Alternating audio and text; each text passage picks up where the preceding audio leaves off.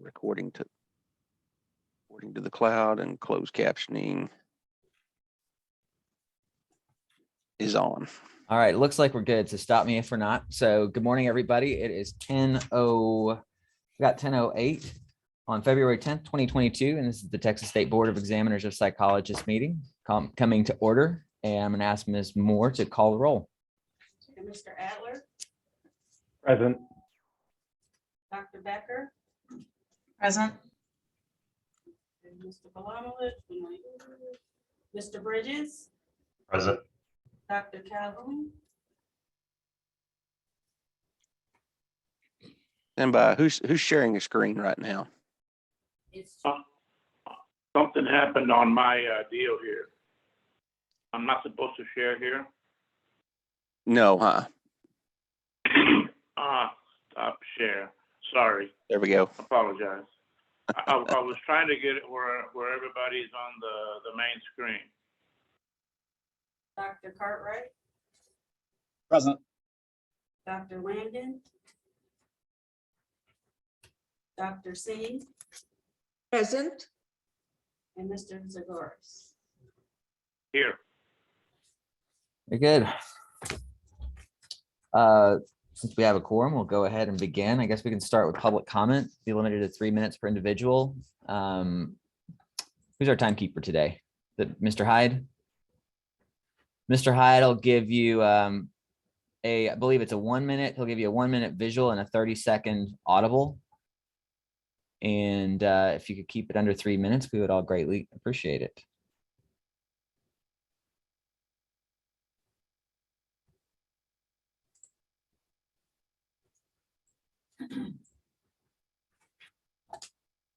Ms. Grotrius, Yes. Hi, thank you. My name is Dr. Carol Gretes. I am the chair of the TSBEP BHEC Monitoring Committee for TPA, and I just wanted to say thank you for your consideration of our comments and hearing our concerns and working to find more appropriate wording for the proposed rule changes in 46311. We really appreciate the change in removing the word waiver to make sure that there wasn't an inadvertent loophole for individuals, and really understanding and accepting that the training for psychologists is different than the other mental health professions. I think that's one of the reasons why TPA fought against the involvement in BHEC, because we didn't want to start blurring the lines of, well, they only have one supervisor, so why do psychologists need two supervisors? And I really do appreciate that the psychologists on the board want to help understand and maintain those standards, and hoping that this board can appreciate and respect that in the future as well. So thank you very much. Thank you, Dr. Becker, and all the others that worked hard to find new wording. Appreciate that. Thank you, Dr. Gretes.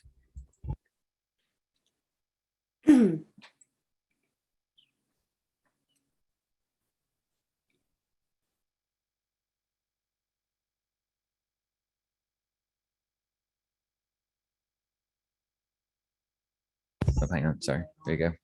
there are no more hands raised for public comment, and we do not have any callers by phone. Very good. We're gonna go ahead and just jump right into the board administrator's report at this point. So I'll turn that over. Okay, thank you. All right. So for the council update, the performance measures are in the meeting book. They start on. Excuse me. My mouse won't cooperate.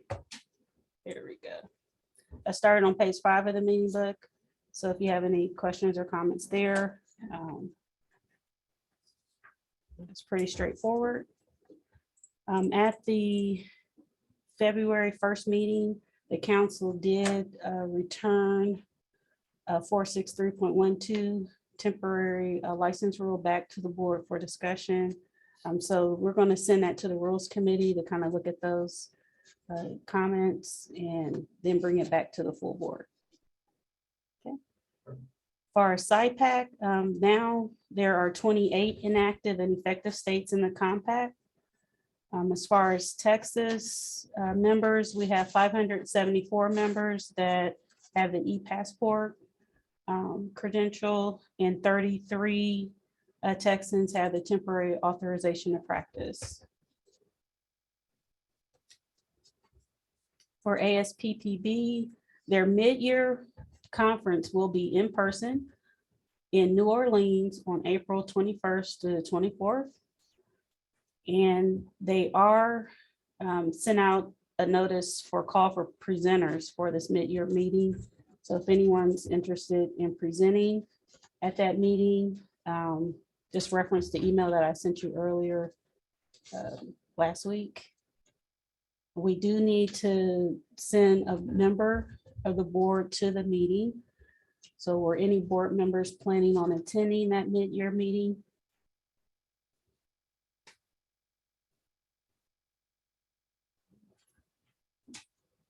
Okay.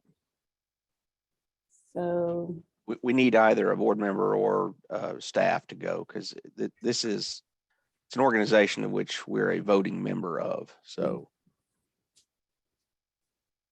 What was the dates again on that? it's April the 21st through the 24th. So it's like a Thursday through a Sunday. You said April. One more time. April 21st through the 24th. Are there any volunteers from the board who would like to go to that?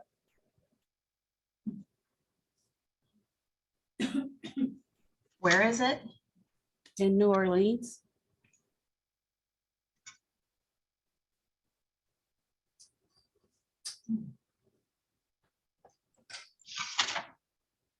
I cannot go.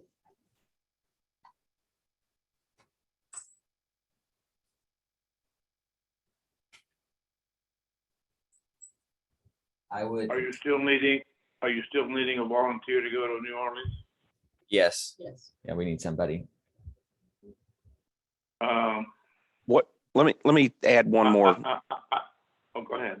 I was going to say, let me add one more thing to it. This is, Diane, this is the mid-year meeting, right? Yes. Okay, which means that ASPPB typically has their, what they call their BARC meeting.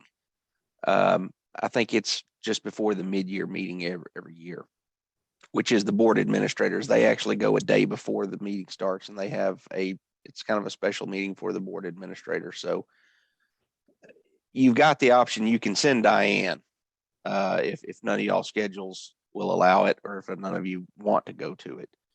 I'm just throwing that out there, and then she could then attend the BARC meeting for us, but it's y'all's call. I would offer up Mrs. Moore, but if we can discuss it, or if I need to go, or we haven't talked about your schedule at all, but can we have some prerogative on this, or to flexibility, or do we need a motion? Daryl, what do we usually do on this?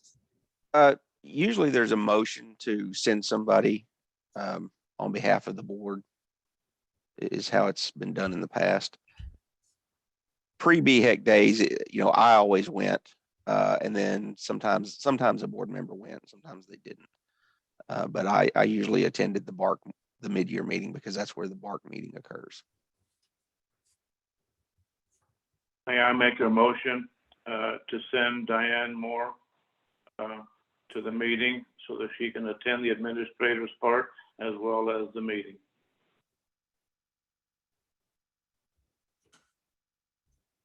Been moved to send Ms. Moore. First of all, Ms. Moore, are you good with that? Yeah. Okay. Is there a second? I'll second it. It's been moved and seconded to send Ms. Moore to the ASBPB meeting. All in favor signify by saying aye. Aye. Any opposed? Thank you very much. Thank you, Ms. Moore, for being volunteered. So the other. To be honest with you guys, I mean, I can consider whether I can go. I just can't tell you right this second if I can make it work. So I don't know if we need a motion to send me later, but there's a possibility I can do it. I just can't tell you right this second. So I'm maybe not able to make travel plans like that. if it's without objection, potentially to send Dr. Becker as an alternate, or potentially in addition to, as her schedule may allow. If the board is okay with that, I would entertain that without objection, that we can send Dr. Becker if we need to. From a financial standpoint, we probably better word it. You might want to think about wording it as sending Dr. Becker as your primary, and if she can't, then Ms. Moore. Okay.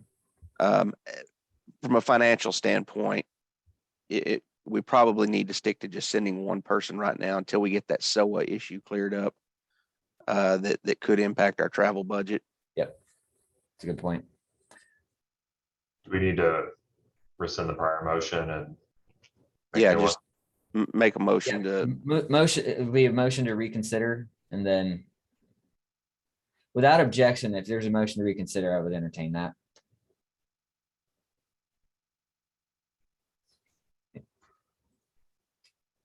Motion to reconsider.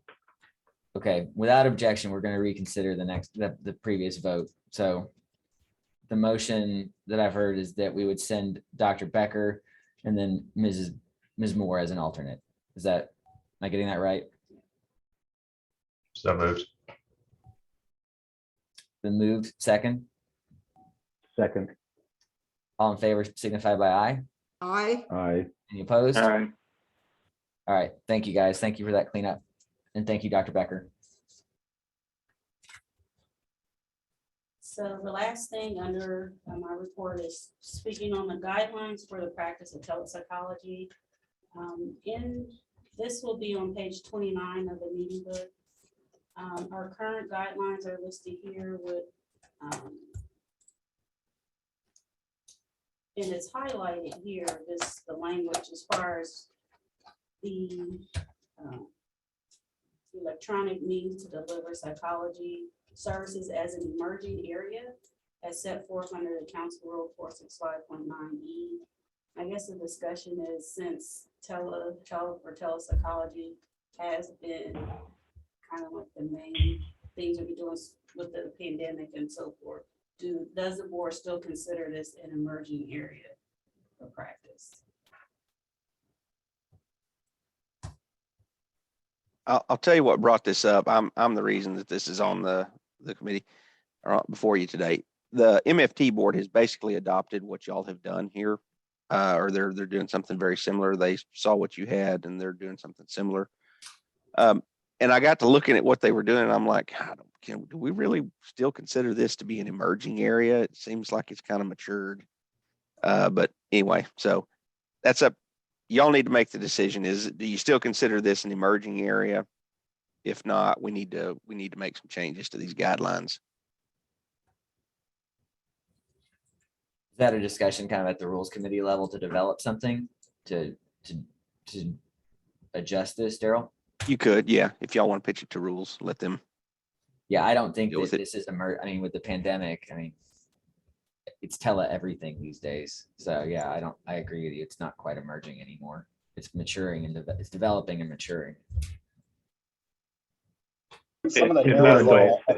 are like, whether it's video versus phone only, and like what platforms you can use it on. Those are some of the things that come up, I think, in terms of like insurance is what they are okay with. There are areas, but just things to consider. But again, it has definitely been much more established now because of COVID. I completely agree with you. I think this type of therapy is here to stay. I'll say the same thing.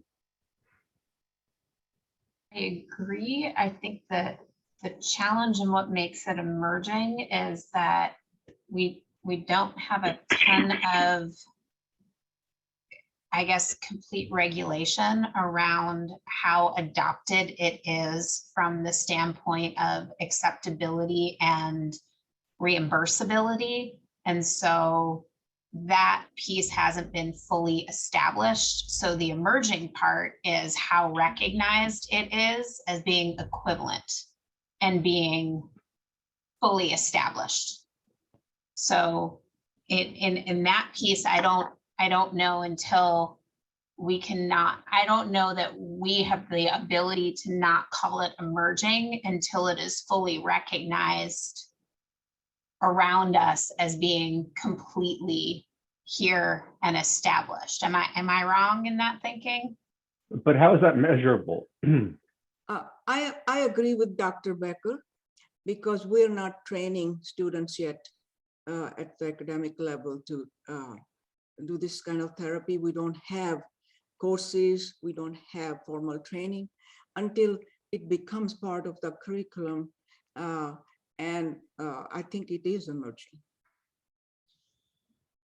To answer Mr. Adler's question, I would say that when the government recognizes it, and when we have some of those insurance and guidelines coming through that are set, I mean, a lot of it has been set up for COVID, and it stayed in place because it's really hard to repeal it once you put it in place as widely as we put it out in COVID. And we thought it was going to be an emergency act, and then everything has kind of stayed in place since it was put in emergently. It hasn't been totally repealed.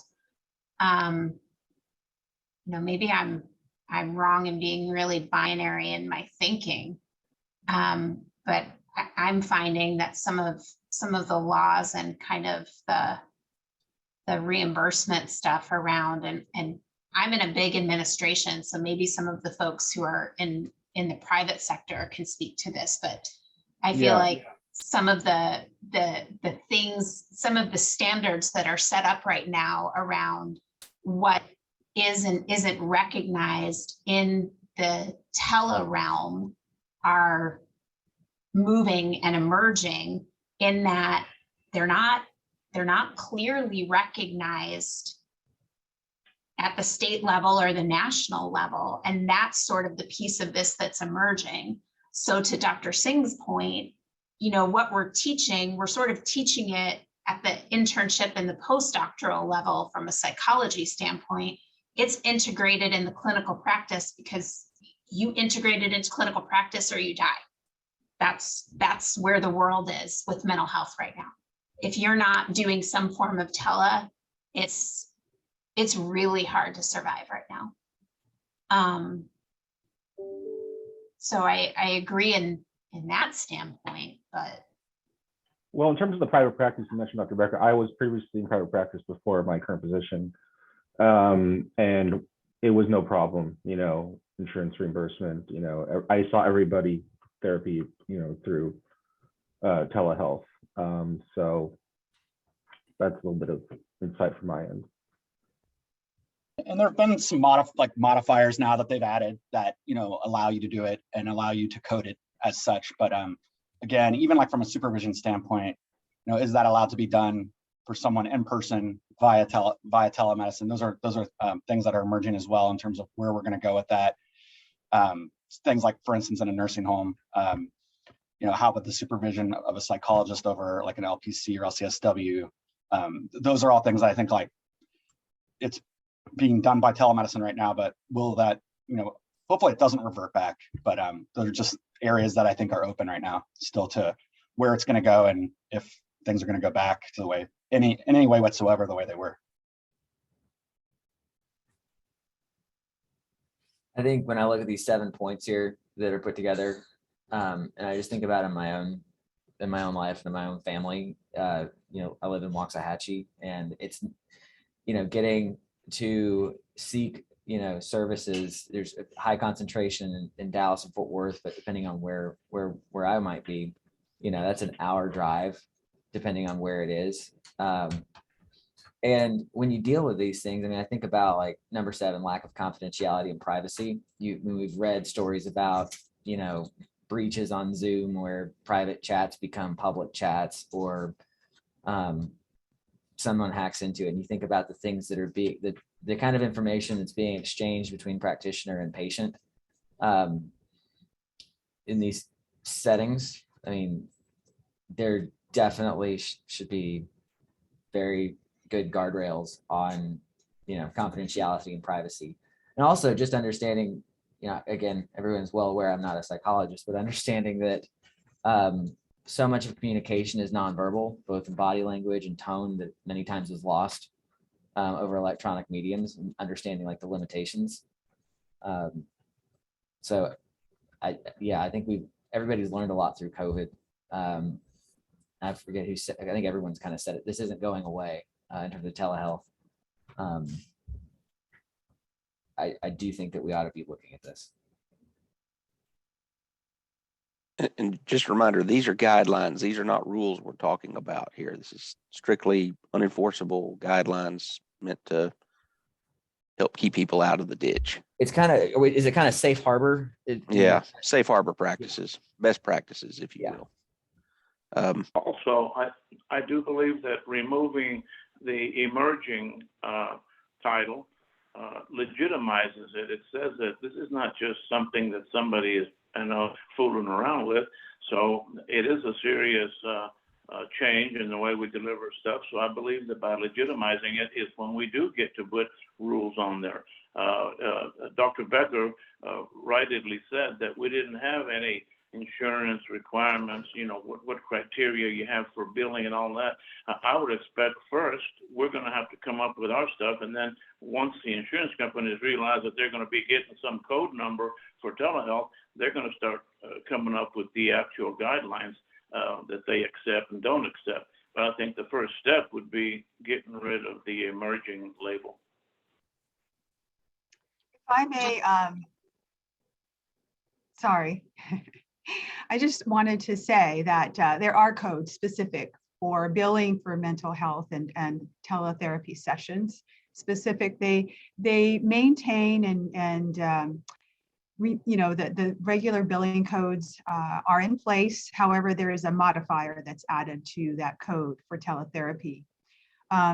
May I suggest that we entertain the possibility of possibly replacing the term emerging with evolving. I'm not sure if that kind of gives a little bit more of a compromise in terms of this is not well established. We have not arrived at something that a product that fits and is ideal, but it certainly isn't emerging yet. I think we're well past that, to the point of everybody who's commented on Corona and what's happened in terms of using this new, more convenient and viable to some situations and some populations as a tool to provide services where face-to-face is just not possible. It's not a possibility.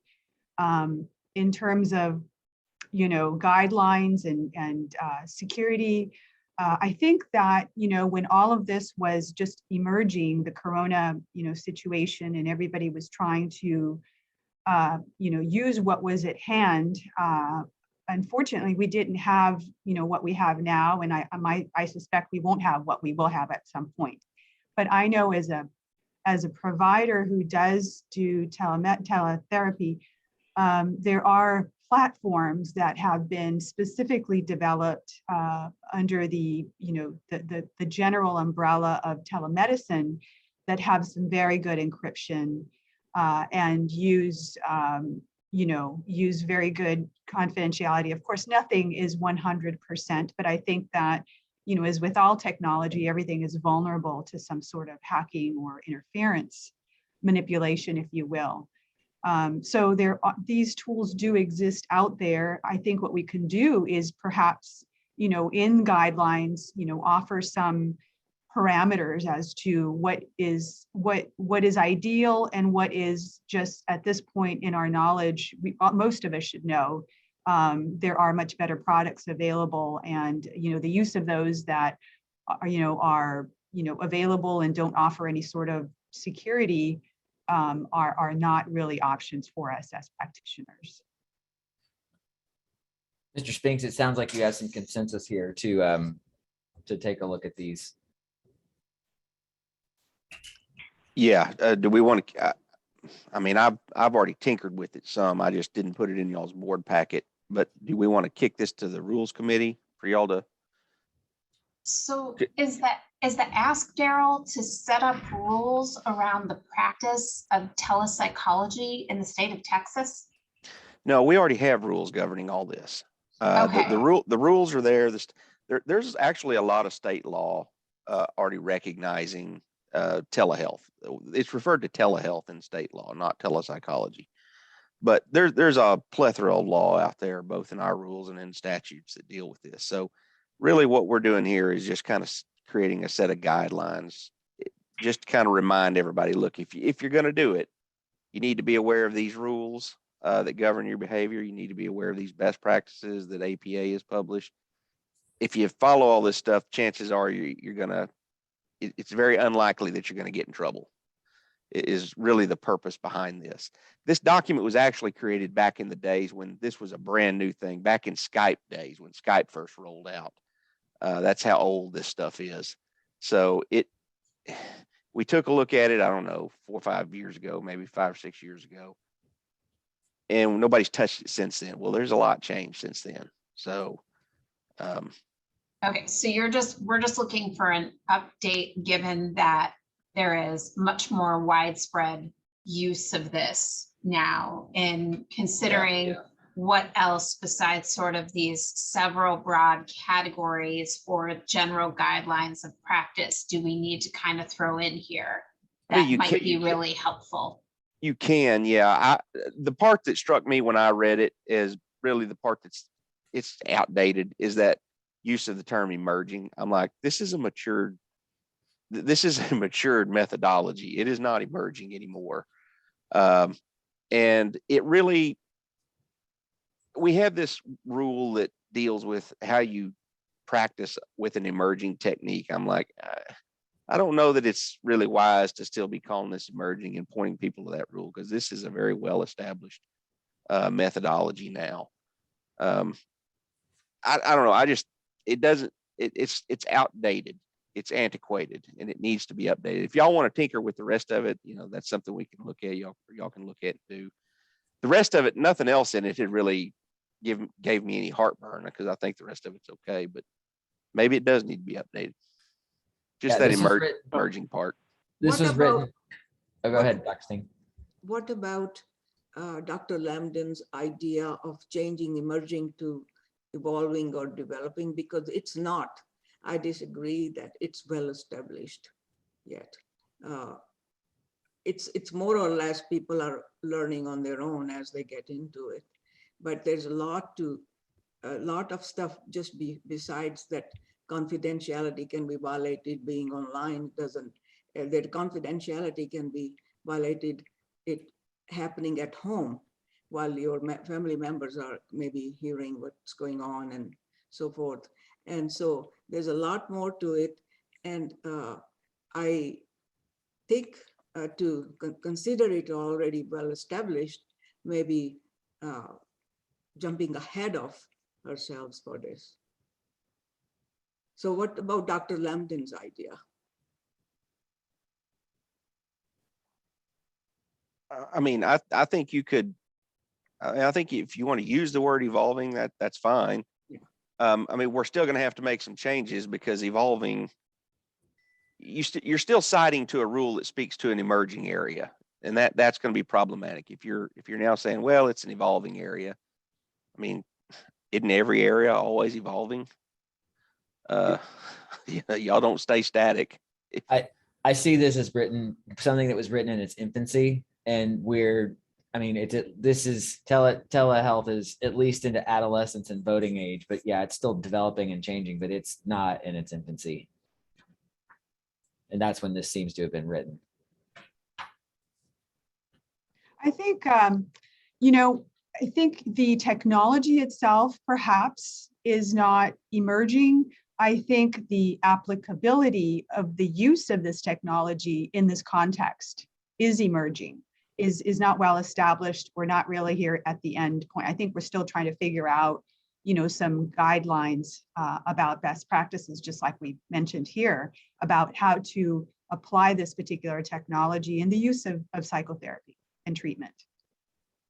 Yeah, and I think that highlights probably why this is probably worth looking at again, to probably incorporate those exact thoughts into an update.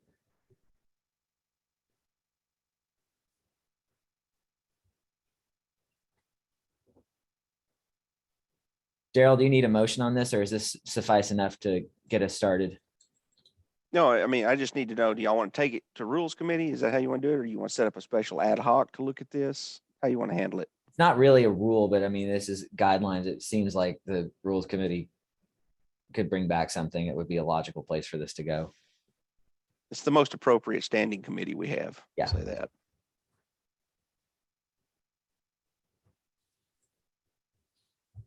So I mean, candidly, the rules committee can take it up on its own. It doesn't need anything from the board to be able to do it. The rules committee can just do it. And I bring it think back. this has been a really good discussion though, with a lot of good thoughts that we can incorporate into that as we look at this. I motion to take it to rules. It's been moved to send this to the rules committee. Is there a second? And I a second that. by Dr. Lambden, all in favor, signify by saying aye. Aye. Aye. Aye. All right, we'll send it to rules. Thank you, everybody. Is that it to conclude it that's for the all. board administrator? Yes. Very good. Moving on, how are we doing on? Yeah, we can. Are we, does anybody need a break? You want to keep going for a little bit? Let's keep going then. Enforcement. Y'all ready to go? Apparently, I'm handling Alfonso's job today. Uh-oh. First item, review of dismissals. I'm showing that for the first quarter, we've had 34 dismissals. And what, sorry, hang on. Let's go to a page real quick if we can. Are we on 31 of the meeting. on page 31? Okay, keep going. How much detail would you like me to go in with them? Is there anything that you feel like needs explanation? And then secondly, does the board have any questions for you? I don't think anything needs detailing, but I'm open for questions. Okay. Hearing none.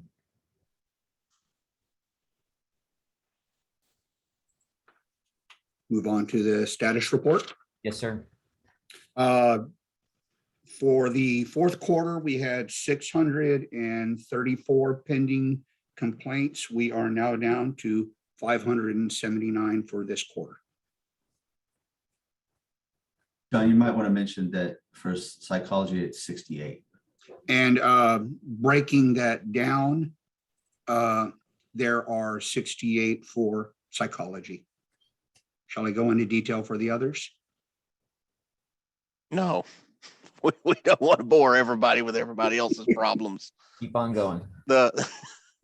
Okay, in that case, I guess the next item is discussion on ISC panels. So I'm kind of looking, I've got that page up here. I'm looking at the rotation. It's going to be through December through February of 2023. First off, do we have any volunteers? I'll volunteer. All right, Dr. Cartwright. I'll also volunteer. Good deal. And Donnie, that actually works good for y'all's rotation. And then according to the rotation, Ryan, would you want to do it? Yeah, I can do it. All right. I did want to mention though, looking at this, so February and May of 21 on here had Dr. Fletcher. August had Dr. Palomares. We might need to address how to backfill those. Good call out. I was just looking at the question marks. So we need to fill in the blanks. So it's a very good call out. We also actually had Dr. Fletcher on call September through November. Yeah, I see that.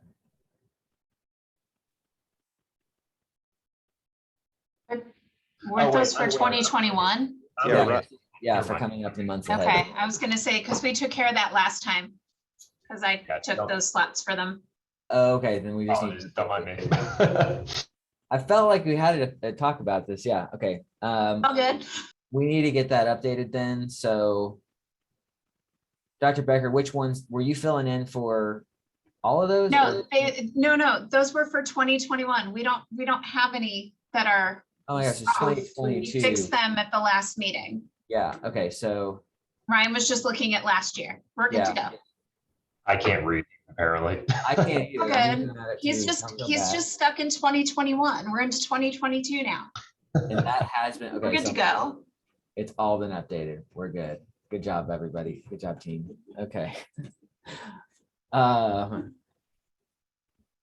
Okay, so without objection, I think we've got December through February of 23 set. All right. Dismissals for board ratification.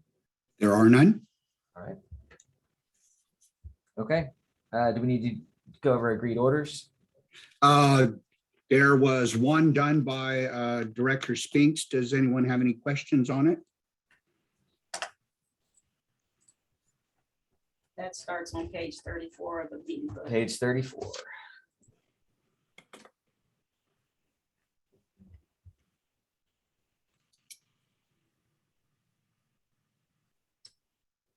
And does that need to be, I'm sorry, does that need to be ratified or are we good on that?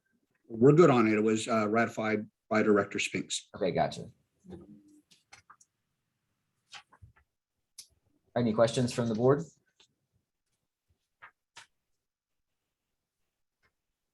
And I do not believe we have any contested cases at SOA right now. No, sir, not for this board. Anything else before we go on to 6? I don't believe there are any agreed orders due for board ratification. So I'm done. If anyone doesn't have any questions. Hearing none. Moving on. Going to the applications committee. Okay, so this is not in your continuous PDF board packet, is that correct? This will be separate. Right, these are the individual documents. The first one would just be 6AI for the denial appeal. Okay. Does staff want to lay this out for us real quick and tell us about the basic facts of this? It looks like an hour deficiency, essentially. Yeah, as I was the only applications committee member at the time of when this came through. Basically, this is the Soren's master's program was 48 hours, not meeting the requirement for the 60 hours for an LPA licensure for eligibility. As opposed to previous issues we've had with LPA transcripts or with, the timing of the changing of the 42 hours was it originally years ago, and now it became 60. This was, I think, her graduation date was past the date. It was 2020s, I believe, her graduate day was. So unfortunately, from that end, it looks like, she does not meet requirements to take the exams for LPA or to apply for it. Was she going to speak, Diane? Or See if she's here. Yeah, she is in the she's on here. Let me allow her to talk. Okay. Ms. Soren? Hi. So We can hear you. how long do I have to speak? I don't want to cut you short. What do we do usually? 5 to 10 minutes? Yeah, we usually, That's perfect. I had some things I wanted to cover, and so I just wanted to make sure that I wasn't going over time, or I know you guys have a busy schedule. Yep. So, Ms. Storm, you have the floor. Tell us about it. Okay. So my name is Emily Soren, and I'm here to appeal the denial of my LPA licensure application. I obtained my bachelor's in psychology from Texas A&M and went on to pursue my master's in clinical psychology at Sam Houston State University in 2020. Well, I graduated in 2020, and I had been grandfathered under those rules, the previous rules, because I applied in 2018. But apparently the grandfathering expires as of August 31st, 2021, and I'll cover that a little bit. So I've always had a passion for the field of psychology. I was an active member of multiple research labs in my graduate and undergraduate programs, and I greatly enjoyed my practicum experiences at the Ellis Prison Unit and the SHSU Counseling Center. So prior to graduation, I planned on applying for my PhD in clinical psychology, but because the spots are very limited and the field is very competitive, I wanted to make sure I had a backup plan. So as a backup plan, I wanted to apply to law school and study criminal law, and then I hope to come back to the field of psychology with a better resume and a greater understanding for the role that psychology plays in the law. I ended up being accepted to Baylor Law with the Dean Scholarship, which is a full scholarship, and decided to attend and not turn down the amazing opportunity I was given. However, in my second quarter of law school during finals week, I got sick and was diagnosed with acute myeloid leukemia, or AML. And the doctors did not want me to focus on the typical AML diagnosis, which has a survival rate of 28% over 5 years, because I was diagnosed very young and did not have any pre-existing health conditions. So I continued to work on my, I'm sorry if I'm crying, just Take your time. It's okay. So I continued to complete my law school finals in the hospital when I was in isolation for a month. But due to the side effects of the chemo, I was unable to finish all of my remaining exams, which the professors were extremely understanding. And by that time, after about a month being in the hospital, the doctors had completed more genetic testing and discovered I was in fact an adverse risk, meaning that my prognosis is typically worse than most AML patients, and I would be unable to be cured through chemotherapy alone. So they informed me that I would likely need a stem cell or bone marrow transplant in order to potentially improve my outcome. I was told that in order to go through the stem cell transplant, my body would lose all prior immunizations, and if I survived it, I would be severely immunocompromised for at least the next year. I had to move from Waco to Houston to be closer to MD Anderson because they require that you live within an hour for the first 100 days post-transplant, at least.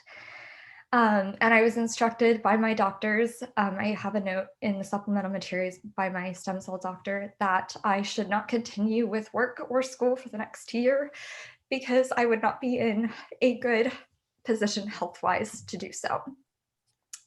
So the doctors were unsure when I'd be able to receive the transplant, and because they needed to find a donor, and then once they did, they would have to do a lot of different like genetic testing and things to be done before they could collect the stem cells. So over the next few months, after being in the hospital by myself for a month, I received blood transfusions. I had many, many follow-up appointments. I received infusions of medications and underwent yet another round of chemotherapy. And I also had to be hospitalized for multiple infections that I got due to all the side effects. And there's a calendar in the supplemental materials that just shows all the days that I was either inpatient or outpatient at MD Anderson, which is a lot. It's pretty much covered in a highlighter. I see that. Yep. So the treatments I received led to a variety of side effects, both mentally and physically, as explained in the informational packets I provided on the different types of chemotherapy I received, and the the patient survivorship magazines that talk about brain fog and chemo brain and just different side effects that, you know, going through all this can have on your body.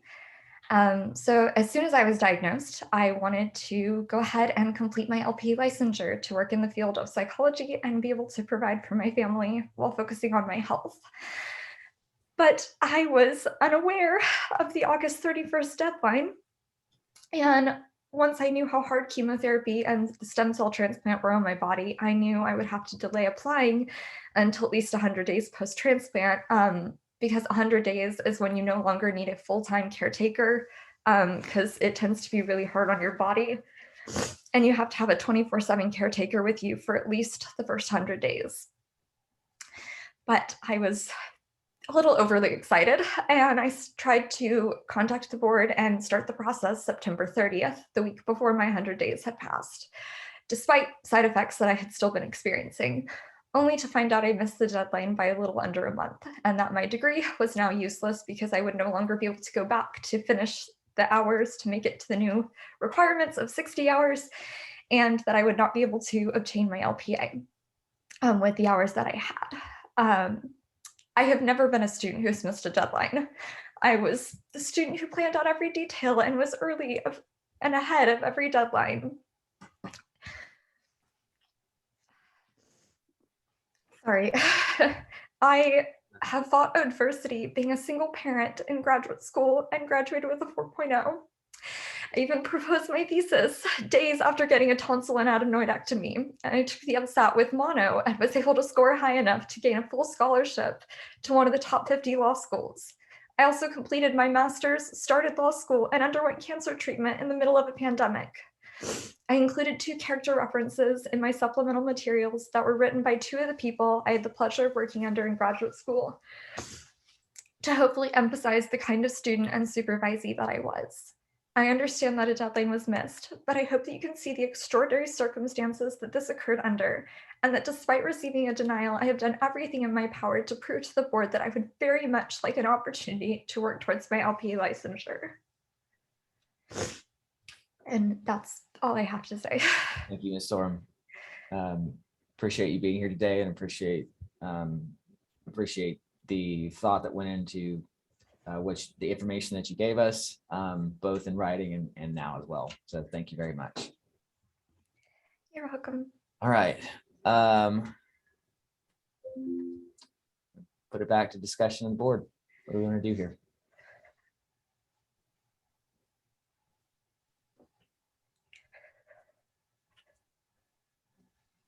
Well, I have just a request for clarification. I, as all of us, I'm sure, I was very moved by Ms. Soren's explanation and really context in terms of who she is as a person, certainly a survivor, certainly a fighter, someone who has been hit by circumstances really that are beyond her control. And she's done, sounds like a great, many things to try to do what is in really her power to in spite of those circumstances to overcome them. For me, I'm just wondering, I know that part of it has to do with the number of hours under the grandfathering, and then the current requirement, which I believe is 60, if I'm correct. And so essentially, okay, thank you. Essentially what we're really doing here is considering whether to extend that on these extenuating circumstances, the deadline for Ms. Soren to meet that under the grandfather clause. Is that correct? I'm also wondering, to piggyback off that, the rule about the deadline, is that for the application date, or is that for the date the degree was conferred? The way the rule is written, the 463.8, in subsection G, there was, so the main rule has the 60 hours, and then there was under the previous rule, it used to allow for 42 hours, but when that rule was adopted years prior, there was an expiration of that grandfathering provision that said if you had started a degree program before August 31st, 2019, you could use this older provision of the 42 hours, but in it was also a deadline and expiration for it. And it says the subsection expires on August 31st, 2021. So the G doesn't really exist anymore. The G it was written to then die off and not allow for grandfathering after that. That's the way that the rule was created. She missed it again by how much? If she applied with us in September, that provision expired on August 31st. I don't So know we're literally talking about a matter of weeks. what's the date on this application. I believe it's days.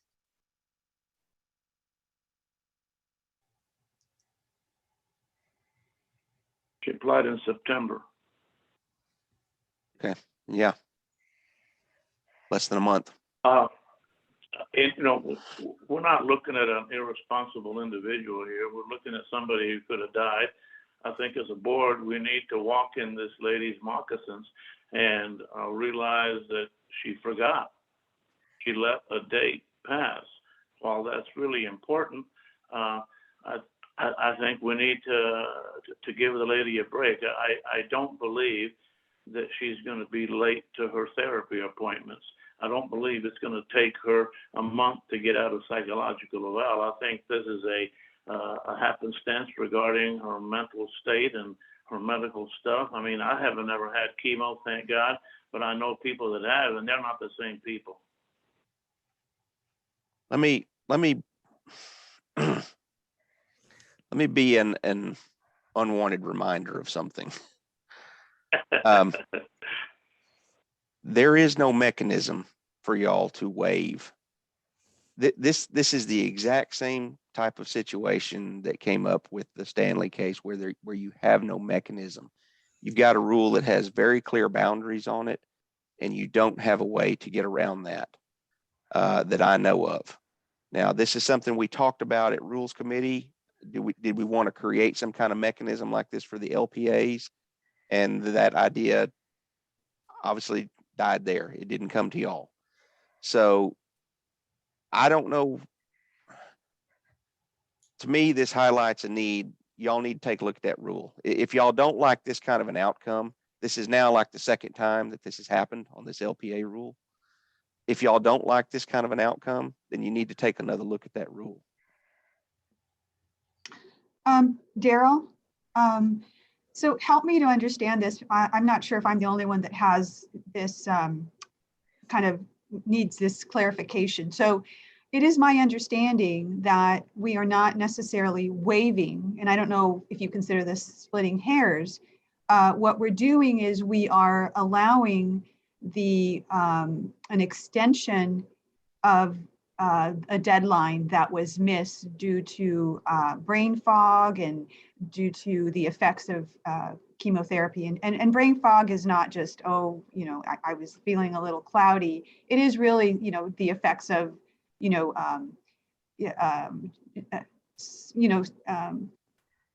substances crossing the blood-brain barrier and affecting the clarity of thinking. I think all of us probably can agree that the merits are there in terms of considering this case, but as far as what exactly the board has the ability to do at this point, the way I understand the case, and maybe I'm certainly wrong, I can be, is an extension of the deadline versus waiving the rules. Is there not a precedent? Did we not deem previously this year or last year another application? And I don't know if this facts off the top of my head were the exact same, but we kind of deemed it. Ignored the rule. We ignored the rule. But I'm asking, there's precedent for us approving an application in this sort of circumstances or not? Well, it happened at least once before. Yes. It happened once before. And I will say, I think my opinion, and it's just that it is a singular opinion, the merit in this case is far greater than the merit in the last case. But the merit doesn't change the fact that I don't know that the board has the power to do what we're talking about doing, which is granting a license. We don't have the purview under the rules to do it, which was the exact argument that we made last time, which is the exact argument that we went through sort of on the psychologist side of things that took us down a whole pathway in writing a rule that had a very long argument, that had a lot of public outcry. So I just want to be very thoughtful about how we're approaching this. I think that Ms. Soren's circumstances, situation, she is very clearly deserving, and she is very clearly, I think, in a situation that everyone on this board has empathy for. And all of us, I think, at least the sense I'm getting is we would like to do this and we would like to have the pathway to do this. And that isn't the issue. The question is, do we have the power and the ability to do it?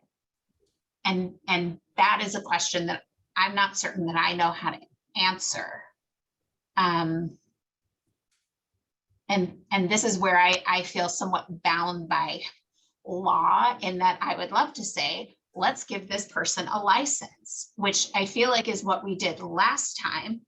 But I'm not sure by rule of law that that is in our back pocket to be able to do without rewriting something that says we have the ability to do that. Well, we're also not granting a license. We're granting the opportunity to sit for the exam to so it's not like automatic, but yeah, Okay.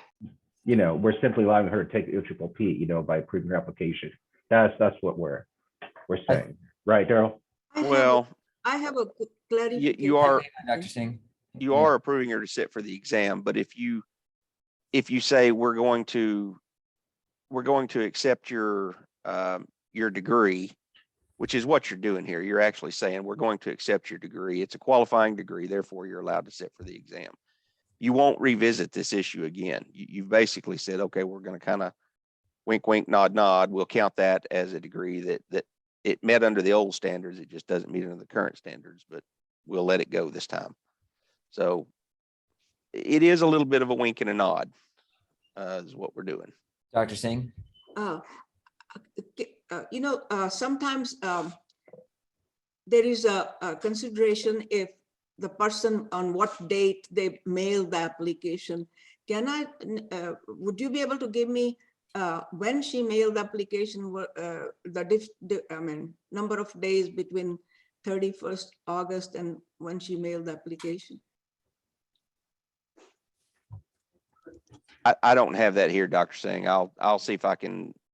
I will say that my staff parents on that. my parents mailed me a card the other day within Waxahachie, and it took about a week and a half to get across Waxahachie to my mailbox. Yes, and sometimes some places I know the deadline is the day you mail about things, and I agree with what has already been said. And I think few days, or if it arrived a week later, she may have mailed 3-4 days before that, and that's very close to the deadline. And with her condition and current situation, it's still within, I think, acceptable time. Well, I think the date on the application is what I would go with, the mail date, whatever date, when you fill out the application, you put a date on when the date of that. That's probably the best way to go. Yes.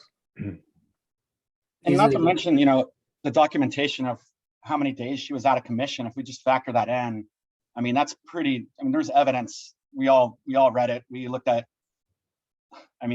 page after page after page, doctor note after doctor note after doctor note. I don't know. I think we can consider that as well. I think that's important to consider in terms of the delay of when that application came in. It could be partly attributed to that. Oh, definitely attributed to that.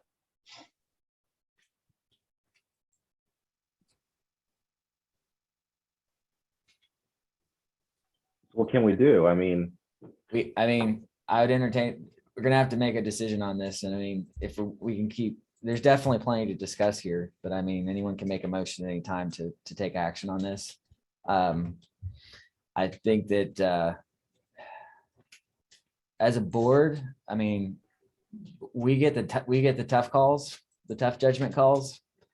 The easy ones usually staff handles for us, but this is, I don't disagree with really anything that's been said by anybody. I think we have an opportunity here to make a decision, and I think we're going to have to decide. I have a question. Yes.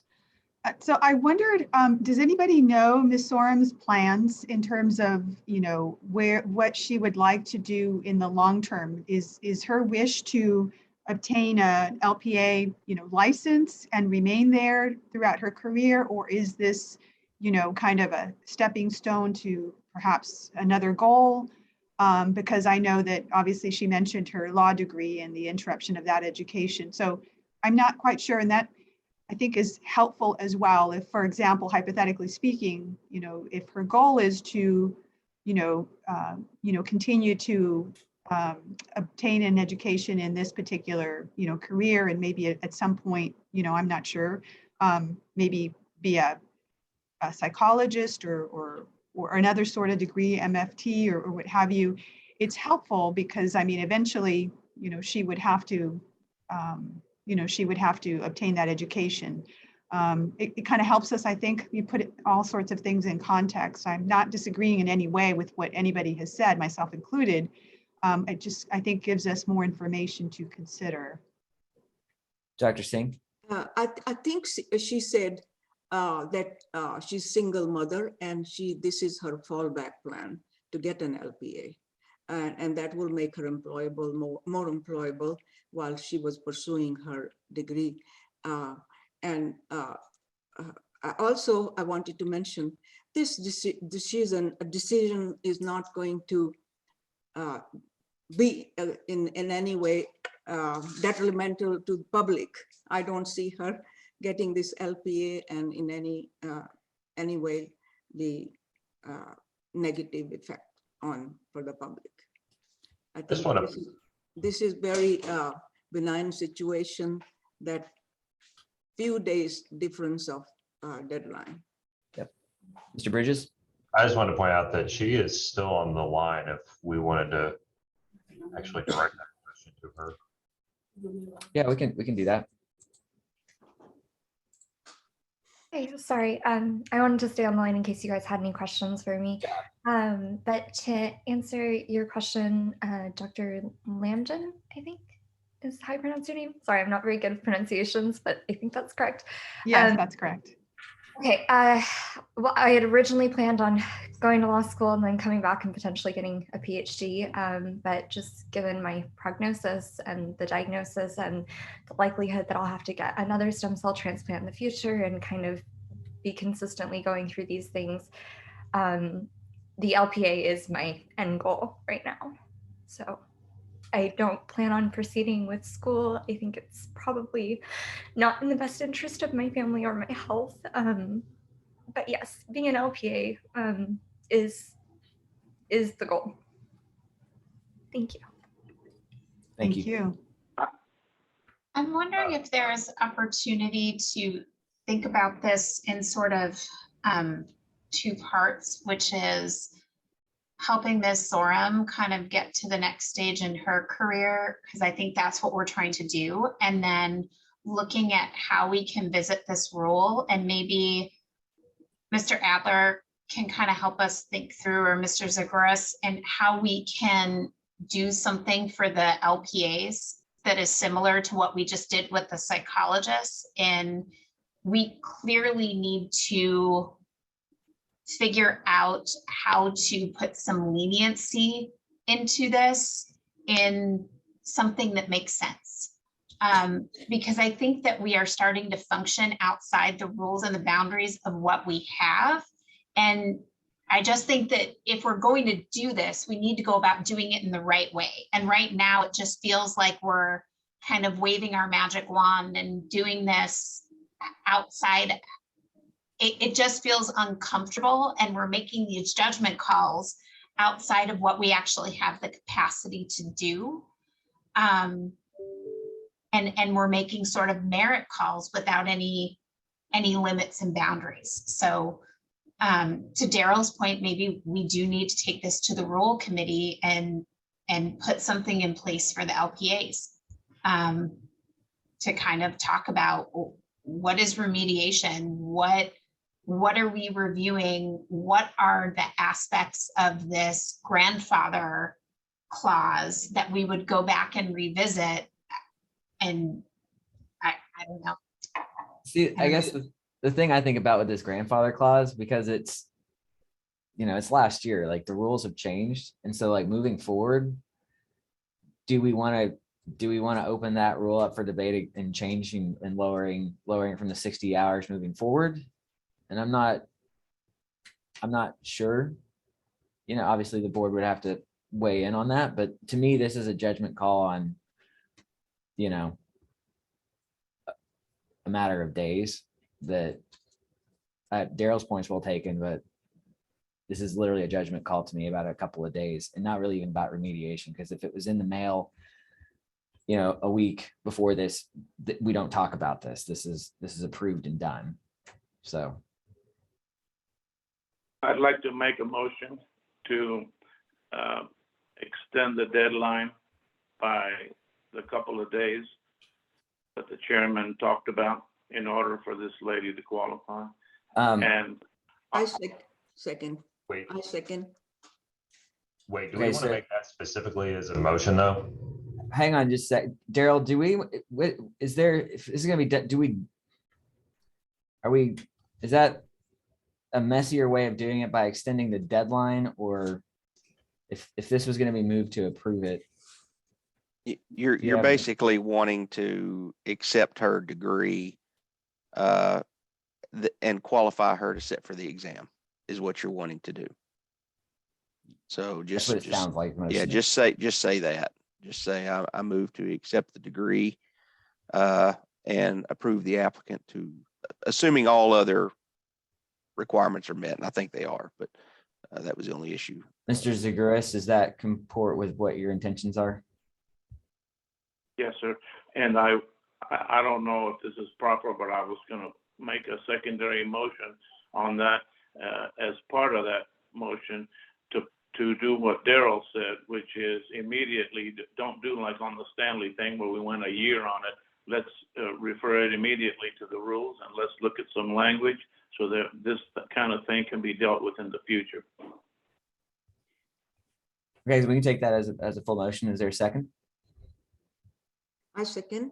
Also wanted to say that it's really not changing the rule. It's the grandfather clause, and that the certain deadline was established, and this lady's circumstances are such that that deadline was missed by a few days, and we're just allowing that to be the application to be accepted. We're not accepting anything. Everything else is within, acceptable standard.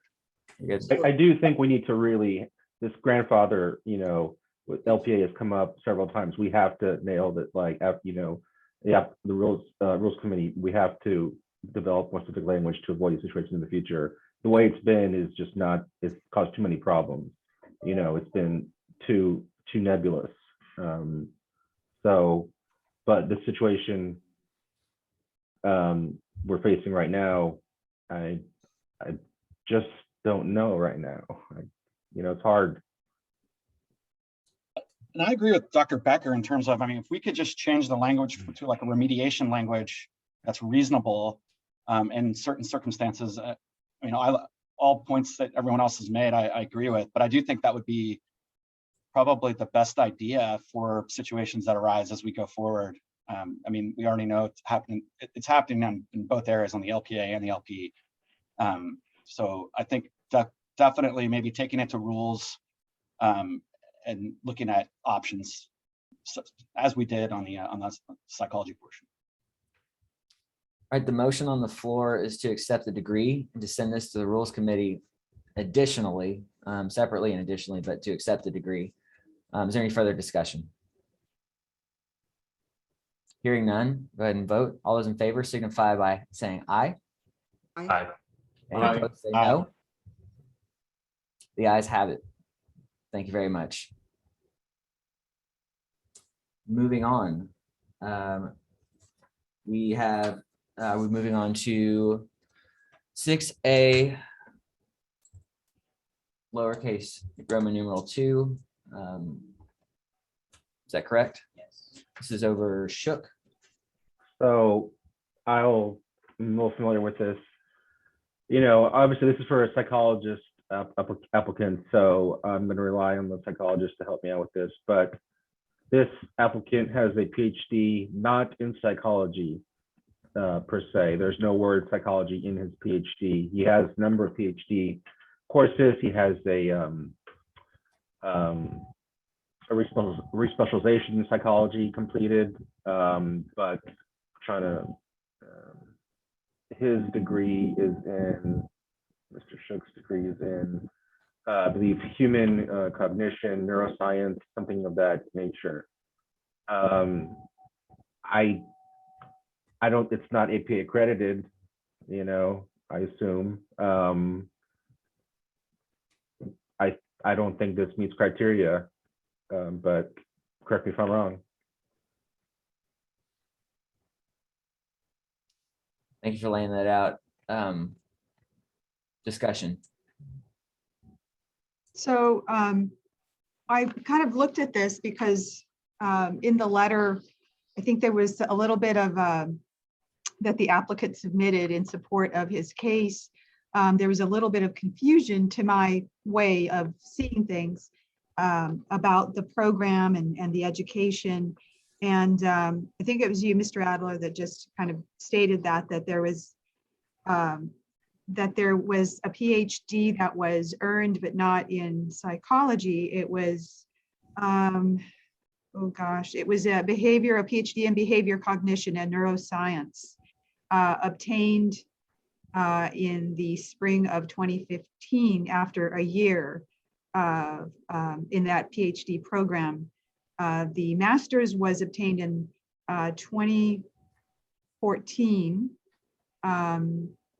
So there's a couple of things that I don't know. Hopefully I could, if somebody has a different view or has contradicting information, I'm certainly welcome to that, because I certainly can make errors. But I was looking to see that in the Texas Administrative Code, Rule 463.10 does state that the PhD program does need to be for 2 years. The other thing that was, I think, helpful for me in looking at all of this was that the accreditation belonged to the university, the American university, certainly is regionally accredited. The program, PhD program, is not regionally accredited. It is not accredited, the behavior, cognition, and neuroscience PhD program. Now, their clinical psychology program, the PhD doctoral program, is APA accredited at the same university. The other thing that was interesting, Mr. Hyde, I think you went ahead and researched the respecialization program through the University of Hawaii. And that was received a major course in clinical psychology in that respecialization program. However, to my understanding, the APA does not, the ASPPB website indicated that, so there was a number 7, a question. It says, does my respecialization program meet the educational requirement to come from APA, CPA, or jointed designated program? And the explanation, the answer to that question was ASPPB reached out to the American Psychological Association regarding respecialization programs and whether programs are deemed to be accredited if housed within an APA accredited program. And APA has indicated that they do not accredit respecialization programs, although respecialization programs may be housed within an APA accredited program. ASPPB does not include those programs when conducting the accreditation review process. So those are my concerns. I'll add one more, sorry. I was going to say, before we get too deep into it, Mr. Shook is actually here. We probably ought to give him an opportunity to say his piece. Thank you. Yes, absolutely. Mr. Shook? Hello, thank you so much. I really appreciate you all. It sounds like you all reviewed the materials. I really appreciate everybody going through all of that, and as well as raising those concerns. I'd love to answer any questions you have about my educational background. Just a couple notes, maybe I'll give a quick summary. I started my PhD coursework at Georgetown University and then transferred to American University to work with a particular advisor that I wanted to do research with. So that's why there's a couple transcripts there. The master's degree is given on the way through the doctoral program. So my doctoral program wasn't 1 year, it was the full 4 years that I was at American University. plus, of course, the coursework previously taken while at Georgetown. So the PhD, just wanted to kind of clarify that the PhD itself was not 1 year; it was the full 4 years I was at American University. Yes, the degree is labeled behavioral cognition and neuroscience. It's considered the experimental psychology track that runs alongside the clinical psychology track at AU. And as you can see from the transcript, most of the coursework was actually taken through the clinical psych program, as that was of more interest to me at the time. And then completed a postdoc overseas in the Netherlands, and then decided to go back and respecialize in clinical psych. That was what was done at University of Hawaii for 2 years, and then completed the internship at Geisinger, 2,000-hour internship at Geisinger, and I am most of the way through a 2-year postdoc here at Seattle Children's Hospital. That's been more than 2,000 hours as well. So hopefully that makes a little bit more sense in terms of that journey. And just looking through all of the coursework requirements, I do believe that every course I've taken fits into what both the APA would recommend, as well as the Texas Board of Psychology in terms of requirements for coursework taken. So just wanted to kind of clarify all of that as well. Mr. Shook, is there any literature from your university that says the behavior, cognition, and neuroscience doctoral program is kind of the functional equivalent of an experimental psychology program? I'm just trying to, is there something you can point to support that statement? Sure. I mean, I could pull up, I don't have it in front of me. I apologize. I could pull up the handbook. I guess it would kind of depend on what you mean by relation to experimental psychology. It's in the psychology department. It's considered to be a neuroscience degree, which is of course the sort of the marriage between biology and psychology. So I'd have to pull that up, but I don't know if there's going to be a statement that says this is psychology specifically, but I can certainly look for that. So Dr. Shook, can I ask you, are you intending to be a clinician and practice psychology? Yes, that is my intention. That's what I've been doing for the past almost 5 years, including at Hawaii. So yes, I would like to obtain the license and practice. So yeah. Okay. Yeah. And so you did an internship at Geisinger. Yes. And did you match through APIC? Yes, I did. Yeah. Okay. I don't think that did we get the full application in our materials? Because that was what I was looking for, is I didn't see any of the supervised experience. I asked that we have. I asked, and I was told, I believe by Diane, that there's apparently a step 2. So I asked to submit all that, and they said, don't submit that now. That we'll ask for that after this meeting. So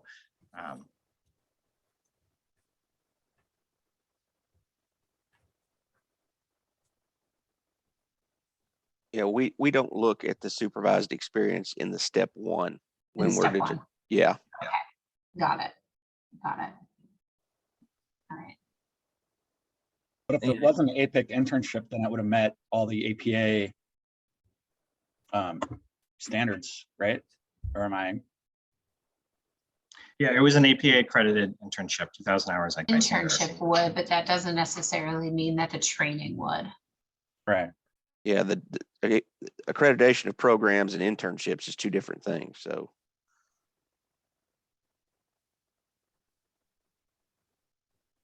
Is there any precedent for this, Daryl, or any kind of? Is there any psychologists of Texas that you can recall have a situation like this? Yeah, we actually had a former board member, I think, who, well, I know she did. She came in with, it was either a research, I think it was experimental psychology degree, but then she went back and got respecialization in neuropsych. And that individual was obviously able to get licensed with us. She sat on the board. So what this really boils down to is whether or not that behavior, cognition, and neuroscience degree is a psychology degree. If it is, then the respecialization will save him. It will allow him to count the internship and all of that. If that underlying degree is not a psychology degree, then the respecialization doesn't, he's not going to get any benefit out of that. He's not going to be eligible, not qualified. So it kind of all hangs on how y'all define or what y'all determine that underlying doctoral degree to be. Is it psych or is it not? Well, I feel comfortable like getting maybe a letter from the program director stating that, that would help me, otherwise we're just, if that's what it was intended to be, it would help, I don't think we have that information, but somebody from the, administration of the program, what is its intention to produce in terms of what kind of professionals? And they would certainly know best of what their intentions of the program would be. Exactly. You're trying to figure it out. Yeah. Exactly. I believe what we're looking at is something saying it was psychological in nature. Well, yeah. Or it was designed to produce licensed psychologists. A lot of times programs would say that, qualifier, this, program is designed to produce. There's some programs out there that might give clinical courses, but are not designed to produce, I can tell you that the experimental track is not designed to license people as psychologists afterwards, which is why I went to in discussions with the APA, completed the respecialization program. So I can tell you that the design of behavior, cognition, and neuroscience is not designed to have people sit for the EPPP afterwards. So if that's the question, I'll be honest and say that that's not the intention of the program. The intention of the program is to create researchers, which is originally what I had done. And then, of course, went back and completed everything else that the APA would recommend through the respecialization program.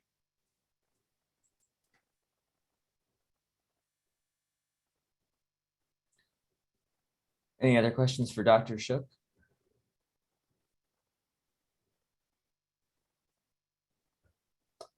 Dr. Shook, thank you for being available and for absolutely some clarity and stating thank you and answering your questions.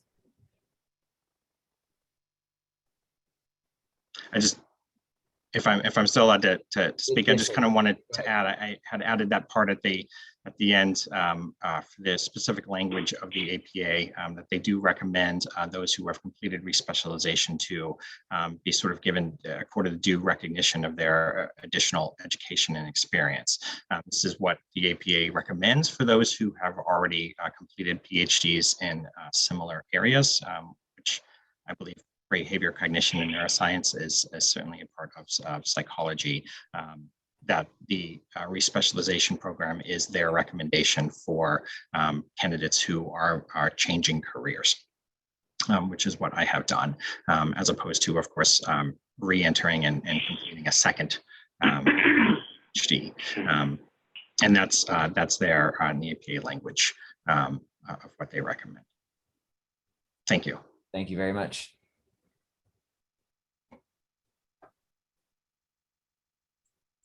Okay, further discussion?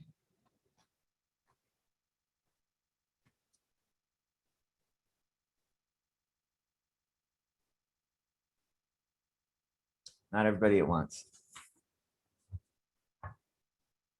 I think we're pretty stumped. I don't know. Well, I don't think, do either Dr. Lambden or Cartwright do a lot of testing in neuropsych? Because this is where it would have been really nice to still have Dr. Fletcher on the board, who does a lot of forensic evaluations and testing, because I'm just not a brain person. So I struggle to think through all of this stuff and understand all of this background. Patrick, you want to go ahead?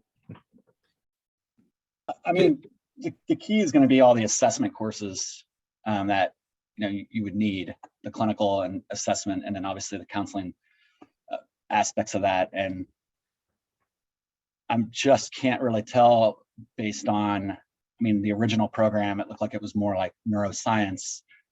But I'd really have to kind of delve into it more to really break it down. I mean, the key is to make sure you're getting all those assessment courses, counseling, ethics, everything else. I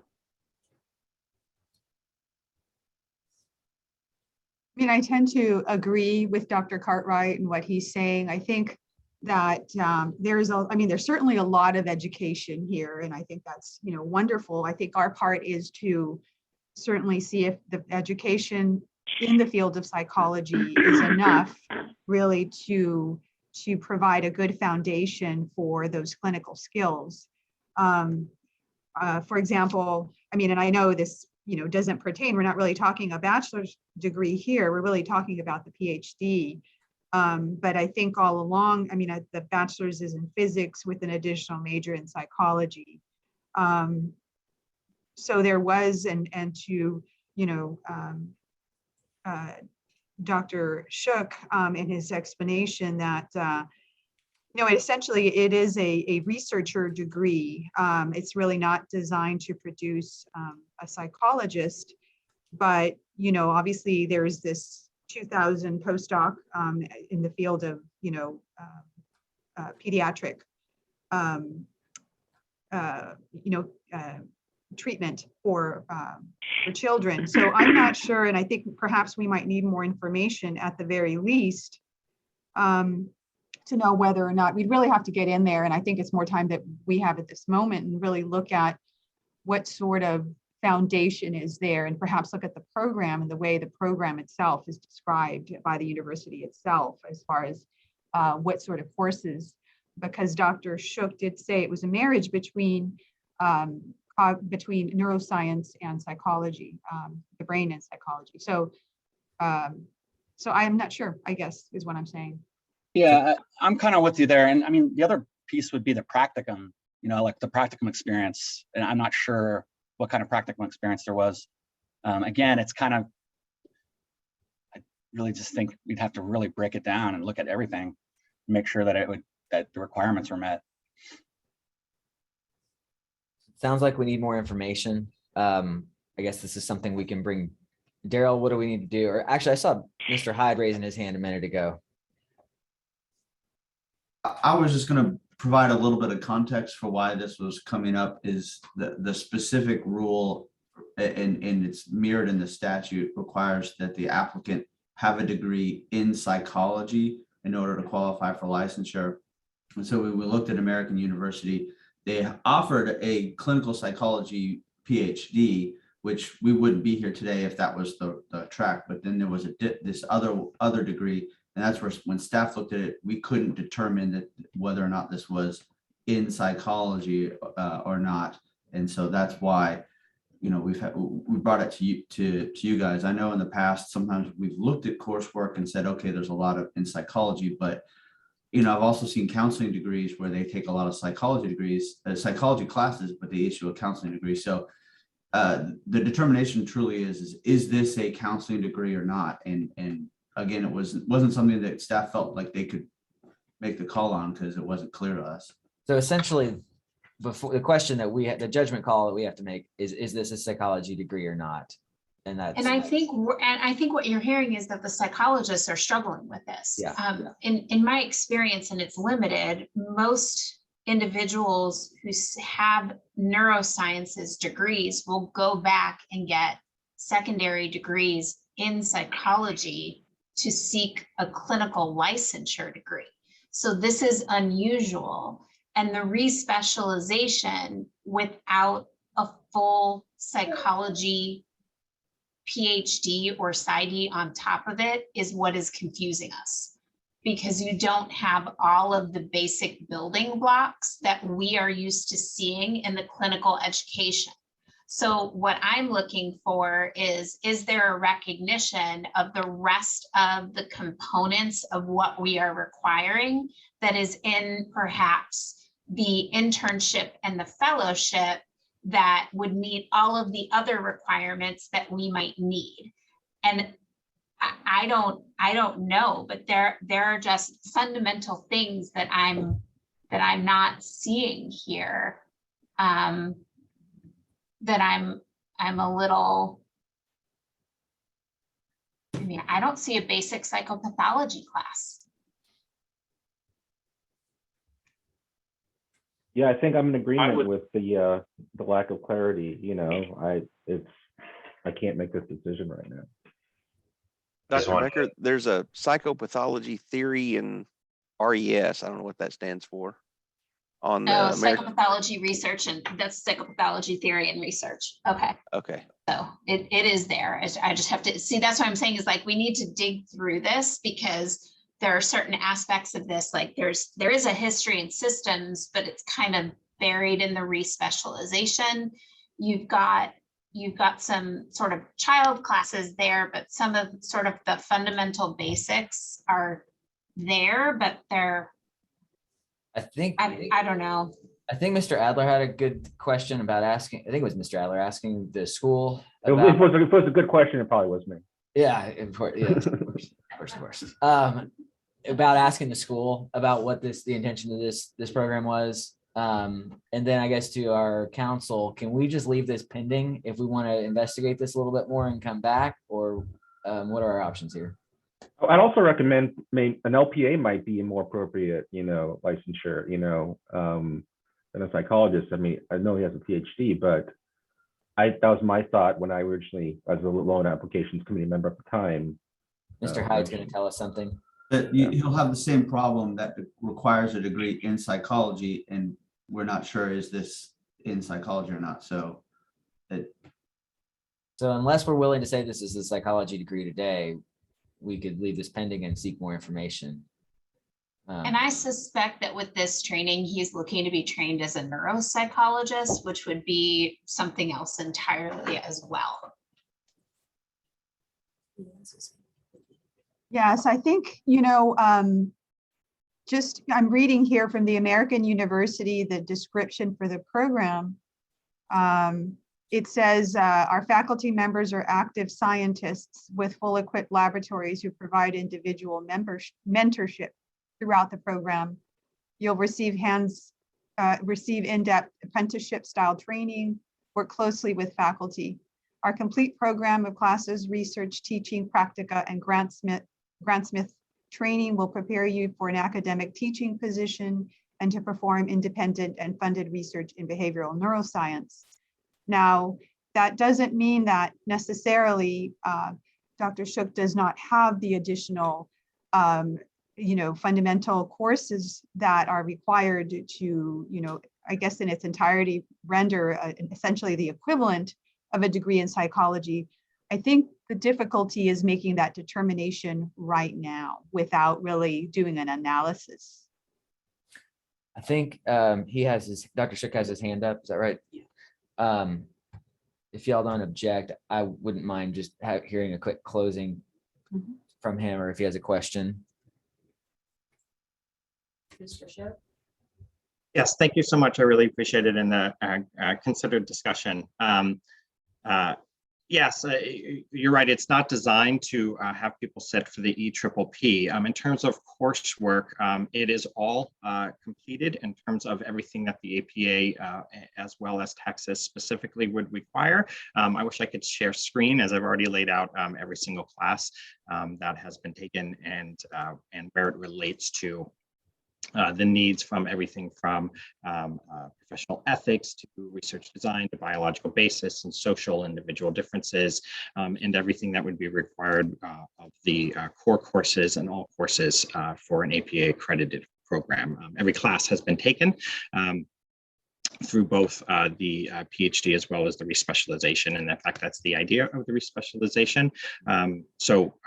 I do believe that I would meet criteria for everything that the APA would recommend for a practicing psychologist, including every single course, as well as the practicum, internship, and postdoc. So it's all there. I know it can be a little bit confusing as it's more than just a single transcript, but every class has been taken. Thank you, Dr. Shook. Thank you. All right. Do we have any motions on this, further discussion, or do we want to leave it?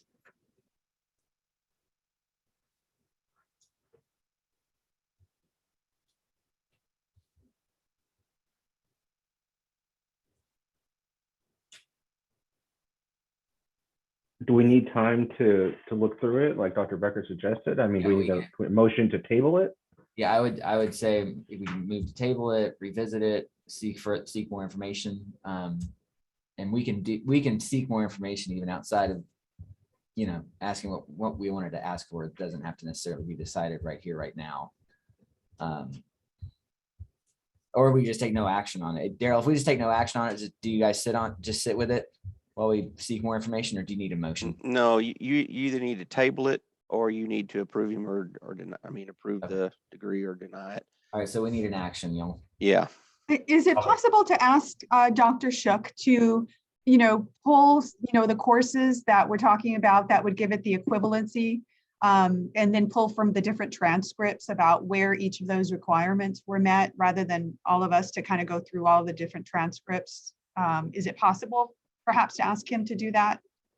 I think we can pull him back if we can. Is he still available to? Well, I mean, yeah, we can do that. We can ask him to do that. Okay. Essentially come back. What we need from y'all though, and what you're going to have to do is you're going to have to identify what courses is, what the coursework is that you're wanting to see him pull out and identify.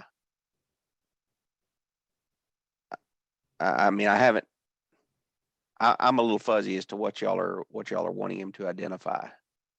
It's Dr. Landon, are you essentially just putting the burden on him additionally to like, please explain to us why this is a psychology degree, because we're still having a hard time figuring that out in the meeting?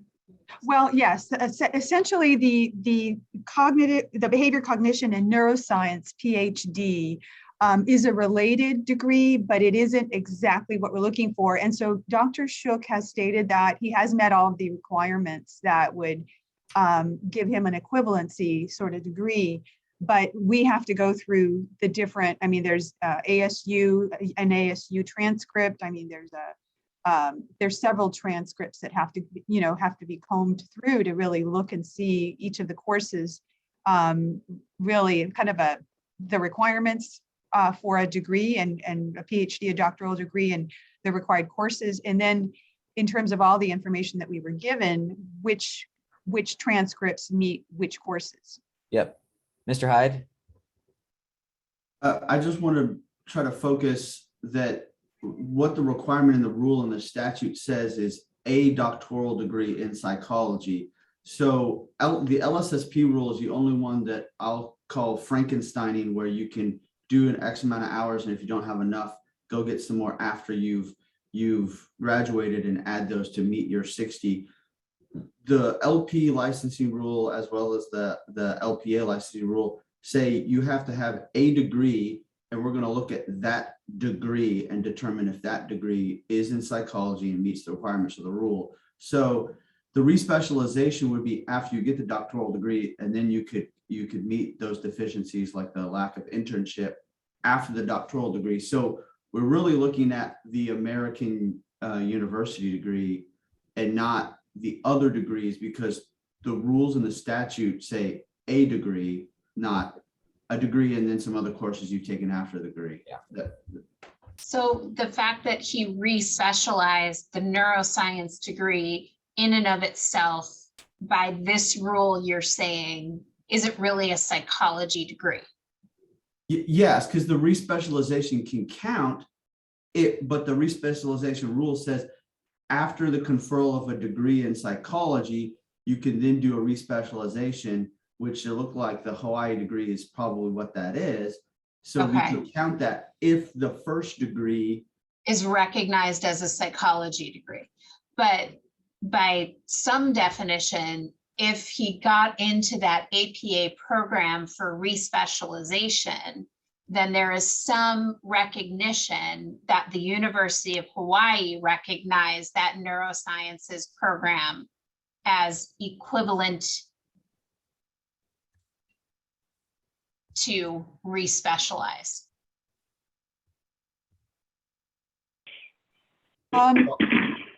Is that accurate? Or I don't even know.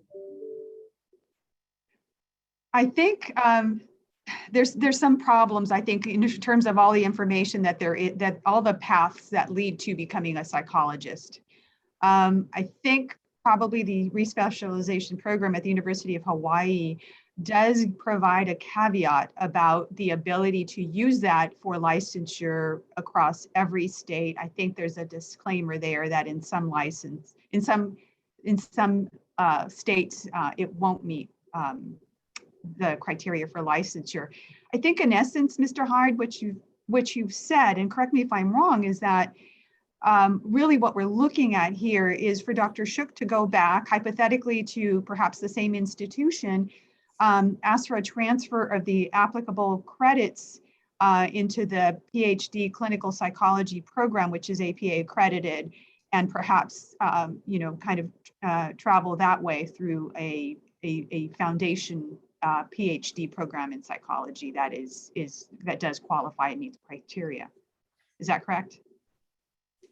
I don't know that I was necessarily suggesting that, but if that was a course, if that was a direction he wanted to take, and he then got a degree in clinical psychology, then we wouldn't be here today, because if the degree said clinical psychology on it, we would have no question that it's in psychology, and so we would move on with it. The real question is we weren't sure if the degree he currently has meets that, and I don't know. I've never heard of that somebody doing that before, so I don't know if that's possible. But it Dr. sounds like Becker. the key is that the respecialization was allowed, and so that's where kind of the issue is, right? I mean, and which area do we, or based on the fact that the respecialization did occur, they sort of allowed it at that point, at that juncture. So do we? Where do we make that judgment call in terms of what is allowed and what is not? And I think that's kind of the part we're having problems with. On APA's website, I'm looking at the respecialization webpage. It says respecialization in psych refers to the process by which individuals already holding a doctoral degree in psychology. So that seems to lend credence to the notion that it is a psychology degree because he was accepted into a respecialization program and granted the certificate. So if he was accepted into a program that is an APA accredited respecialization program by virtue of the fact that they respecialized him, that is the recognition, and we're not making that determination. The APA accredited program made that determination. Correct. Exactly. That's kind of the point I was making. Yep. That's what I was asking. That somebody else already has decided that this does qualify as a psychology degree by virtue of getting past that step. Yeah, I see that.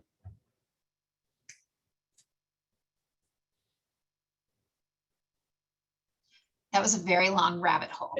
Yeah. Worth going And here we down are. because we had to do that. So, but I think that was the process that we all had to get through to get there. Yeah. Further discussion, any motions?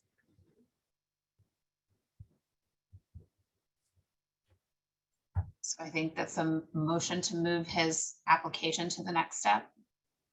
The move to advance his application. Is there a second? I second. The second moved by Dr. Becker, seconded by Dr. Cartwright. Any further discussion? All those in favor signify by saying aye. Aye. All those opposed say no. The ayes have it. It's good discussion, you guys. That was well done. All right, we've been going for almost 2 hours now, so I think it's time for about a 10-minute break. I've got 11:49 right now, so let's come back in 10 minutes at 12 noon. How's that sound? Stand at ease till 12 noon. All right, it is 12 o'clock and Texas State Board of Examiners of Psychologists are back in session. I'm going to take things a little bit out of order. We're going to go down to rules to number 7A, III 3. Discussion on task petition for rulemaking for 463.9C licensed specialist in school psychology. Ashley Arnold at task was going to talk to us about that and want to confirm that she is ready to go. She ready to go? Ms. Arnold? Yes, I am here. You ready to go? I am ready. Awesome. Let's hear it. All right. I'd say, how long do you need? 5 minutes? How much time do you 5 need? minutes. 5 Okay. minutes. I'm good. Let's Okay. hear it. So first, thank you for the opportunity to speak to you today. I'm here to just kind of clarify some general misunderstandings that is all too common when it comes to licensing requirements for LSSPs. The issue we bring before you today is paramount to your core charge of protecting the public, because adhering to established standards ensures consistency in the qualifications of school psychologists, thereby protecting the public and ensuring access to effective services for children and youth. Our proposed wording has the potential for expanded ways into the profession. Our proposed rule that you have before you just explicitly delineates what APA has stated to qualify for entry-level practice into the field of school psychology in the recently released standards document that you have in your board packet today. I think first is to say that there are 3 types of graduate degrees awarded in Texas: master's, specialist, and doctoral. The word specialist appears in the current rule book 39 times, but not once in the language for LSSPs, other than in the title of our license, which we will save the need for a title change for another meeting. I would like to point the board members to review Rule 463.8, which was talked about earlier this morning about degree requirements for LPA, which twice lists language regarding master's, specialist, and doctoral degree programs. The credentialing language that appears today in the rulebook for LSSPs is the same language from 1995 when the license was introduced. At that time, school psychs were already practicing in schools, so the language around master's degree was to protect jobs and not immediately leave thousands of people unemployed. The Higher Ed Coordinating Board for the state of Texas did not even recognize the specialist degree in school psychology until 2006. Even though most other states in the US prior to this year were awarding a specialist degree. So from 95 to 2006, which includes folks like myself who earned a master's degree, the level of graduate preparation was actually at the specialist level. Today, it is the rare exception that the board awards an LSSP license to someone with a master's degree, as the norm is the specialist degree for school psychology. In addition, I would point board members to the LPC and LMFT board rules, which delineate 48 graduate hours prior to 2017 and 60 hours after 2017, which clearly documents the evolutionary process of credentialing regulations. In regards to the comment about restriction of trade and anti-competition clauses, our intent is not to disallow or prevent those that complete APA-approved school psych programs from becoming school psychologists. Instead, the intent is to ensure that those individuals complete a specialist level equivalent degree that aligns with the national standards. As such, an individual that completes an APA-accredited master's program in school psychology that meets the national standards for school psychology preparation would be eligible for the LSSP license. In contrast, broadly allowing completion of a master's degree program without any clear definition of its breadth and scope to obtain a credential has the potential to cause confusion and harm to the profession and among the clients served. To be sure, the establishment of a 60-hour minimum is based on a multi-year, multi-informant, and multi-method approach from our national association to determine a consensus on the minimum required preparation to provide effective school psychology services. And then finally, we recognize TSBP's acknowledgement that the profession has typically viewed APA accreditation as the gold standard. Yet the nature of the accreditation landscape is significantly changing. Perhaps more importantly, preparation for practice in the schools as an LSSP has long been acknowledged as requiring a unique skill set and preparation experience, including direct recognition within APA's Model Licensure Act. And then I'm available to take any questions. Thank you.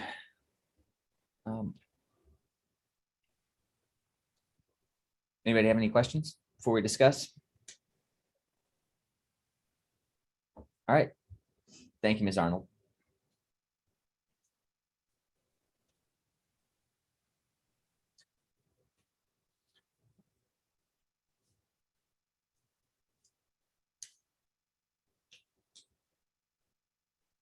I guess I'm curious, don't we have, I was asking about this the other day. We have a lot of history of people who came in under the older standards. I'm curious about why this is an issue now. And what problem are we trying to solve in terms of, there's a lot of other people who came in potentially with less hours. And Donnie, do you have any ideas? Well, I on was going to say, you were talking about me. I was grandfathered in as an LSSP. And so Ms. Arnold was totally correct. I didn't have a lot of the coursework and a lot of the experience that was required. However, after 20 some years, I guess you don't keep a job that long unless you acquire those skills. Her point is that at the beginning, I probably wasn't as effective as I was at the time when I retired. This is an issue that I think needs to be dealt with. I see totally what she's saying. I think there are other people that are qualified to practice school psychology, just like I think that as a master's level person, I think that other people can practice psychology as well. And I believe streamlining the requirements for an LSSP.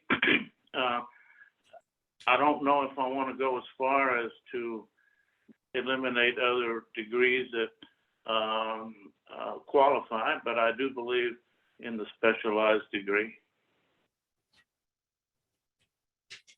I think part of it though is just we want to make sure that they are getting that the national standard, the 60 hours. So I mean, if someone got a master's degree at an APA accredited school psychology master's program, then at that point as a board, we could potentially allow them to get any additional hours they needed. But I think that's the key, just because the level of training in the school psychology training is very different than a lot of the other programs in psychology. You're subject to IDEA laws, federal laws. The whole terminology behind the profession is different. And there's a lot of learning. For instance, as clinical psychologists, we use ICD-10, DSM-5, essentially in the way we practice typically.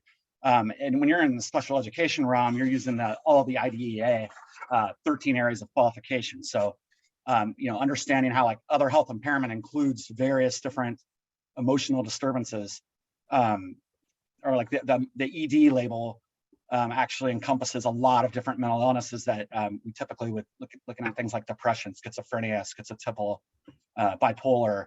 And you're also dealing with a lot of physical abnormalities in terms of hearing impairment, the multiple disabilities diagnoses that all fall under special education law. So there's just such a, you're also running ARG meetings, administrative meetings that all fall into the education system. So you're not only learning sort of the world of psychology, but you're really having to incorporate special education law. And so I think that's why they're advocating for that language. I'm fine with master's level, obviously. Most school psychologists are master's level. I just think that they want to ensure that that as a license, that the amount of hours would be, that would be reached. And I think that's sort of like goes back to remediation efforts that we've talked about in other areas. So if someone didn't have it, then we could maybe allow them at that point to make sure that they get those hours. I don't know. What are your all's thoughts about that? Can staff advise, like, has this been an issue? I mean, in terms of the people who are grandfathered, we're talking about changing the requirements now. Like, I'm trying to make the question as like, is this a solution in search of a problem? Yeah. And then when somebody asks, like, because when we're going to raise a requirement, and having to put it through the anti-competitive filter, it's like, what are we solving for here? I don't know the answer to that question. What are we solving for here in terms of a problem or risk or to the public? I mean, I'll tell you, the LSSPs are probably the least problematic licensee group we have. They were at Psych when we were standalone. You just rarely have any complaints involving them. A lot of that has to do with the nature, I think, of how they work. They work in a very collaborative, multidisciplinary approach. They're usually not on their own doing something, but they're a very low risk population in terms of, from our perspective, in terms of receiving complaints and then even being sanctioned. And then I think you're probably talking about even a smaller subset now of when we look at the folks that were grandfathered in, like Mr. Zaguris, almost non-existent, the complaints or disciplinary action against those individuals. So when this first issue came up, what I thought of first was okay, so APA has basically, the way our rule is written, because APA is now accrediting programs, individuals who go through one of those accredited programs get a degree. It might not meet the 60-hour requirement that we have thus far required individuals to come in. And now we're talking about narrowing it back down to what was the status quo. That's going to be a restriction, a restraint of trade. So how do we justify that? And I was thinking of it in terms of, folks that the folks that have been grandfathered, obviously there's just almost no disciplinary history there, nothing to support that kind of a restriction. But Andoni just said something a minute ago I had admittedly not thought of. If you're comparing it from when you first enter, in other words, somebody coming, a brand spanking new LSSP with 60 hours versus when, say, if Andoni started out, as a newbie when he was grandfathered in, which one of those is more likely, is going to be more prepared to handle the rigors of the profession? And what it sounds like between Mr. Zaguris and Dr. Cartwright is that the 60-hour folk are definitely going to be more, they're going to be more adequately prepared to handle the rigors of the profession. My question is, without it, are they inadequately prepared? Because most of the time, the filter we should put it through when we're regulating is getting somebody ready for entry level practice, not for, there's a difference between an entry level person and somebody who's been doing it, 2 to 3 decades.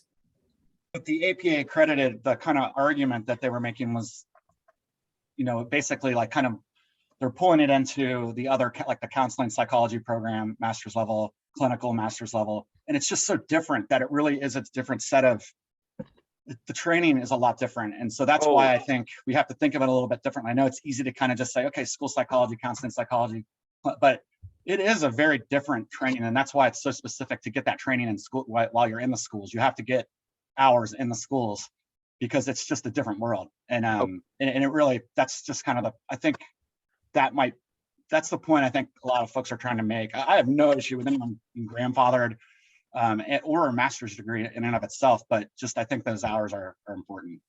Let me be clear. If somebody coming in from a counseling psychology, you're not going to be able to do that with this. You're going to have a master's degree in school psychology from one of these accredited programs before you could come in with less than the 60 hours. If you're coming in with a master's degree in counseling, clinical, whatever, anything other than school psych, you're not going to enjoy the benefit of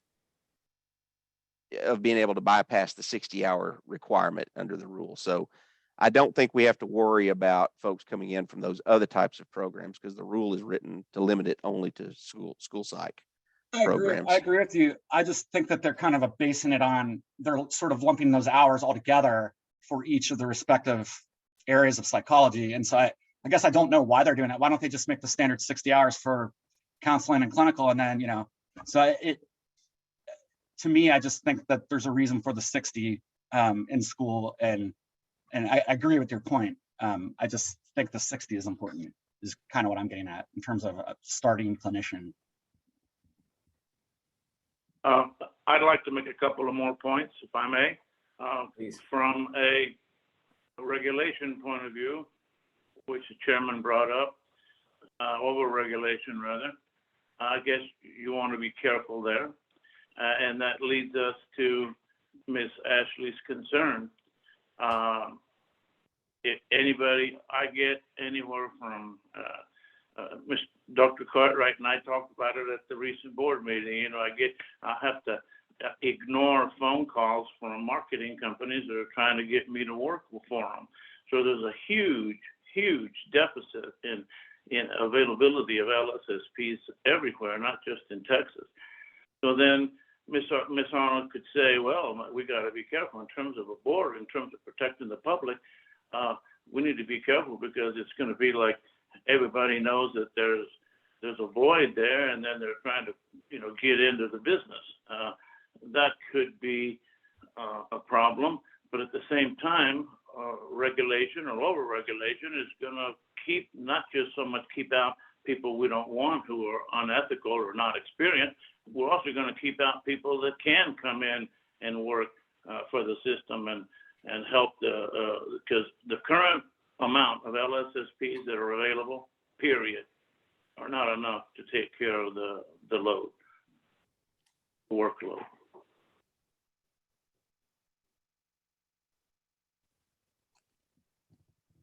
I'm not sure what we are actually being asked specifically to do. Of course, she made a great presentation, and I like what everybody is saying. What is that we're being asked to do? We're being asked to initiate rulemaking whereby we would change the LSSP licensing standards so that if you come from an APA accredited program, it would have to be a doctoral level program rather than a master's level program before you get, before you can, I hate to say bypass the 60-hour requirement, but if you come from the way it used to work, if you come from a NASP approved program or a APA accredited doctoral program, we didn't look to see how many hours you had in your degree. And you didn't have to worry about franking, making up any hours. Now, if APA is accrediting master's programs and those are less than 60 hours, we would still be obligated to just accept that without looking at the number of hours in the degree. And what TASP is wanting us to do is change it so that we only accept APA accredited doctoral degree programs. And that if you come, they're not saying you can't come in with a master's degree from an APA accredited program. But if you do, you're going to have to make up that difference under our Frankenstein rule, as Patrick likes to refer to it. So that's what I'm hearing from Dr. Cartwright is that the sort of litmus here is actually in the 60 hours, and there may be, everything in sort of all of the counseling and psychology-esque fields are moving towards accreditation, particularly at the master's level. So across the board, APA is, because of the boom in master's level programs across the country, you are seeing more of a push towards accreditation. So I think that's where some of this is coming from. And if we have accreditation, there's a push towards the recognition of accreditation. So I think we're going to have to recognize accreditation on some level, but I think Dr. Cartwright's point of, is the recognition to be at the 60 hours? Or is it around the accreditation? So is the ask to look at the rule and how it's written for what we recognize for LSSPs? Is that what we're being asked to do? Yeah, I think the specification of meeting the 60 hour is really the only true difference to me. I'm in favor of it based on the rationale behind everything and everything that I've read. I think it really is just wanting to meet those, making sure that those training hours are part of it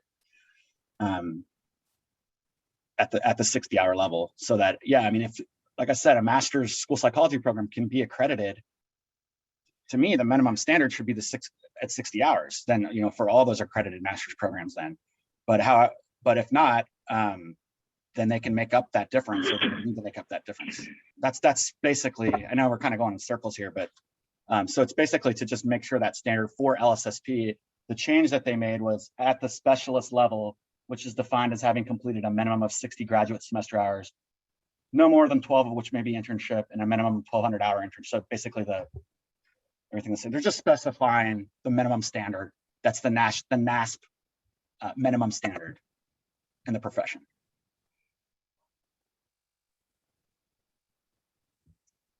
So I move to approve the rule change. Well, this would this would be to initiate rulemaking. So it would Okay. have to be, this is simply a draft that we would send through essentially rules committee, propose, and run it through that process. Yeah, now be careful here too, because what they're asking for also is for us to historically, the way our rule has worked, we have recognized folks that have gone through APA accredited doctoral programs. This change would delete that and say, okay, we're not going to recognize doctoral programs. We're going to recognize specialist programs. I don't even know if APA accredits specialist programs.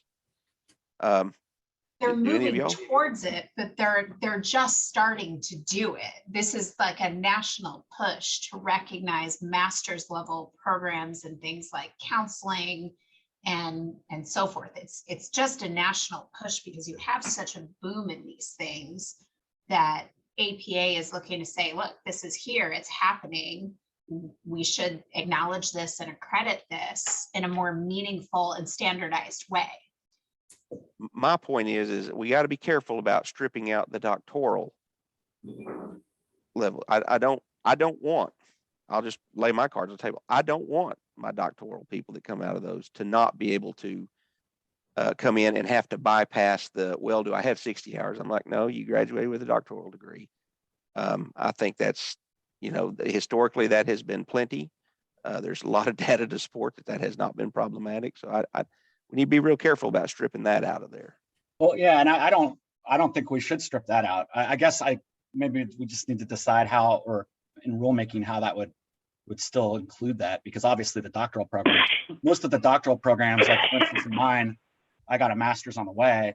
I could have operated as an LSSP if I did the internship and the requirements for that, but it was a doctoral program. So by no means do I want to remove that. So I guess, yeah, I mean, we would need to think about the language then. I don't disagree with the idea of more training being more better. I think that's pretty clear. What I'm wrestling with is if we're going to be changing requirements, why, and what is the problem we're trying to solve? And if there hasn't been a problem, I see a restraint of trade problem potentially there. I think that's if we're going to proceed with this, that's a needle that's going to have to be threaded or addressed. That's my concern.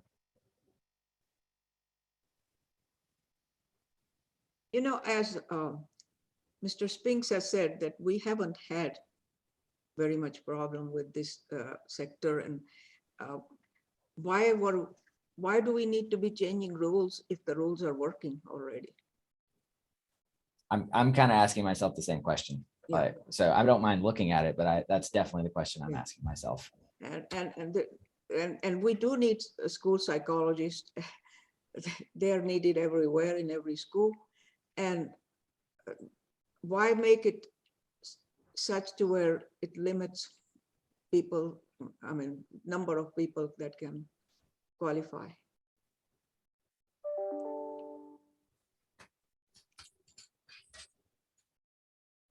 Any other discussion?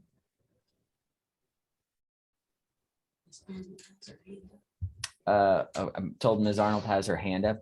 I guess we can go back to her for a closing statement.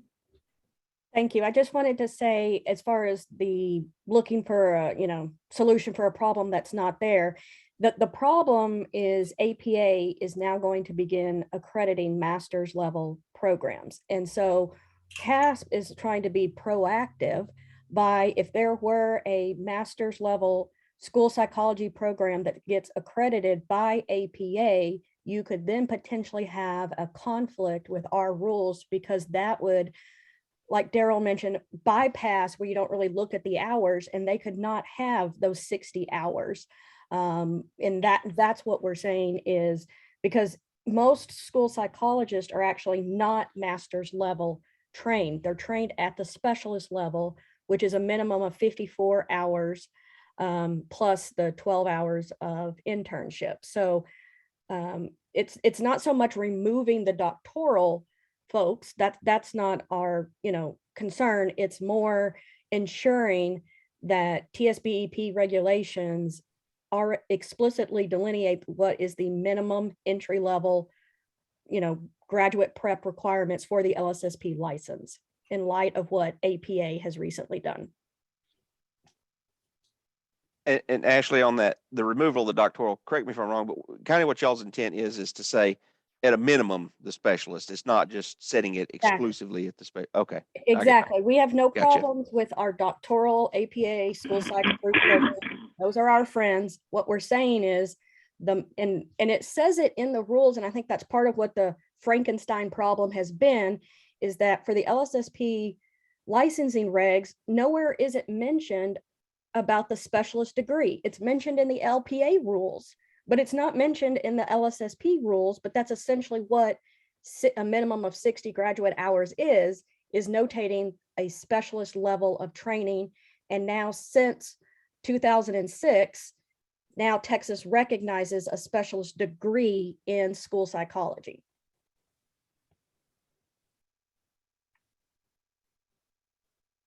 Thank you, Ms. Arnold. I will say, I will add one thing to what Chair Belemowitz has brought up and what Dr. Singh brought up. Remember, this will have to go through 2 layers of antitrust review. It's got to go through the council, and then a rule change like this will also have to go to the Regulatory Compliance Division. Even if, if the council says, yeah, it's okay, we'll bump it through, it's going to have to go to the governor's office, the Regulatory Compliance Division. So Patrick and I are, we're going to need I need y'all to help us explain, what the tangible, we can't just base it on speculation or this is what we think will happen. I need y'all to give me some good articulable facts or arguments about how to explain it at that level. Especially considering in terms of disciplinary action, this has been, one of the best behaved subsets of individuals. Yeah. And I'm not trying to punt on y'all and say, well, I need it, written out verbatim. I just need you to tell me the concepts. Give me the arguments for why, if y'all want. We can do that later, but I'm just saying I need y'all thinking about that. That if y'all do want to go forward with that rule change, I need you to think about that and have something in the back of your mind, because those questions are going to get asked.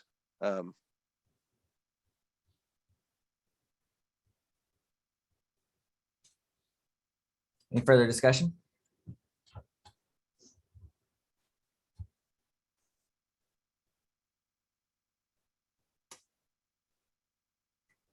Okay, it sounds like we're going to leave this pending without action. No, there's a rule petition. We need to respond to it. Okay. So we need a response. Either we're going to proceed or not. I move that we don't proceed because there is no problem that we're dealing with. Rules are changed if there are problems. We don't have a problem right now. It's been moved to not initiate any rulemaking on this. Is there a second? I'll second the motion. It's been moved by Dr. Singh and seconded by Mr. Zaguris to not take action on this. Is there any discussion? Hearing none, all those in favor of the motion of not proceeding signify by saying aye. Aye. Aye. Or opposed, say no. It appears the ayes have it. All right. I think we're going to get back on track on the agenda. We were on item 6. We left it at 6A2 appeals. And I believe Dr. Stanley was next on the list there. Obviously, we've reviewed these materials extensively. Do we have Dr. Stanley here or counsel? Did they want to address us?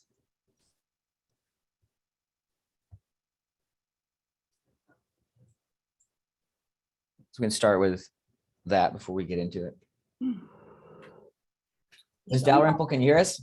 Yes, I can. Thank you.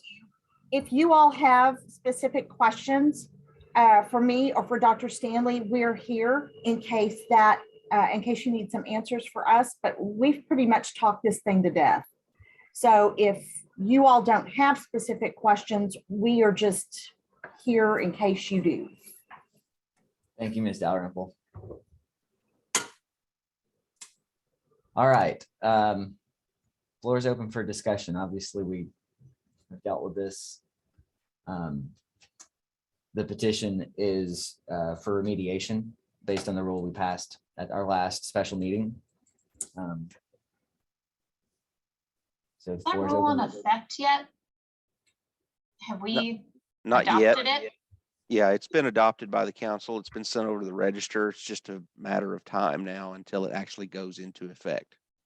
Okay, but we can't do anything with Dr. Stanley's case until it's in effect. No, you could go ahead and take action because it's a formality now. You could go ahead and take action contingent upon the effective date of the rule. Yeah, Daryl, that was going to be my question, is if we make a motion, is it, a motion to approve contingent upon effective date? Okay. Because the one thing that I'm a little confused about is that we haven't actually set forth how we would go about doing remediation or what that would actually look like. We gave ourselves the power to remediate, but didn't actually work through what that mechanism would look like. So would we then do that here? Would we rule to remediate and then sit down and figure out what that would look like? Does that happen publicly? I mean, these are not exactly processes that have been worked out heretofore. And I feel like Dr. Stanley has done a lot of this publicly over the last year, and I'm not sure that we want to make her the guinea pig when we haven't figured this all out. With respect, I can address a couple of those things. With respect to remediation and guardrails that we've put on applicants for different reasons in the past, this one was just specifically, we did not really have an ability to deal with, but there've been many cases over my tenure, especially early. I remember there's a lot, for whatever reason, I remember a handful of these early in my board service, where I remember Dr. Fletcher a lot of times would have an idea of, hey, do X, Y, or Z, or do this and call us back in 6 months and let us know about whatever, as a condition of approving something. And the mechanism for that is that we do it here in the meeting and discuss what that is, and then motions made and we decide. You see it pretty often in applications for reinstatement. That's one where when people have to come in under some kind of, we're talking about almost the very same process here. They come in, lay out their case, y'all ask questions, y'all decide what remediation is appropriate, and then you vote on it, and that's it. Okay, I just want to make sure that I understood what we were doing.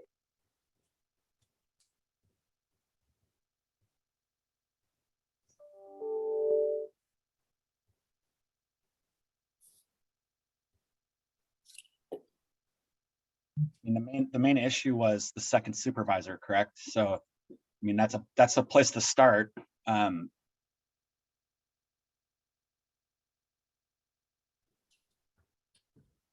guess the question would be is, in terms of her fitness to practice, what concern do we have about there not being a second supervisor? We obviously know that there was not a second supervisor. I guess the question is do we see that as a problem or risk to the public that something should be done to make us feel better there? Or do we think that she's done enough already? Or is there something we can point to in what she's preemptively done in her training to, account for that?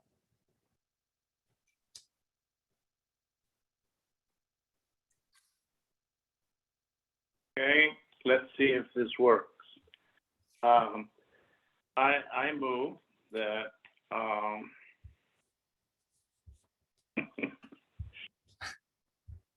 that in order to remediate the deficiency, that Dr. Stanley, who has more than proven herself, work under the supervision of an individual designated to do court evaluations, since that is her goal, for a period of 1 year, and with successful completion, we should be allowed to remediate the deficiency.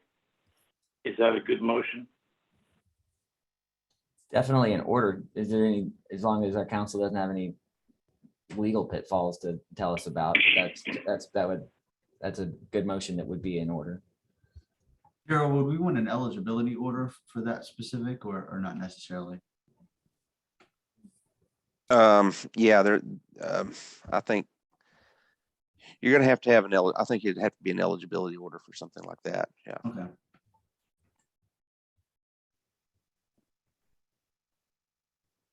What does that mean? Sorry, go ahead, Darryl. That means there's an order that says, here are the hoops you have to jump through. And then once you jump through those hoops, you will then be issued the full license. Now, one thing I will caution everyone about is, remember, she is provisionally licensed right now. And that license is only valid until September of this year. So you want to be careful about imposing requirements on her that would require her to work beyond that provisional status, because you can put her in a catch-22 where she can't comply with it. So we probably ought to shorten that to 6 months instead of a year. And whatever remediation we do it within 6 months, because that will keep her within that provisional status, because we can't go over 2 years on the provisional license. Correct. See, Ms. Dalrymple has her hand up. Should the supervisor be different than the previous one? And not be friend? Not be personal friend?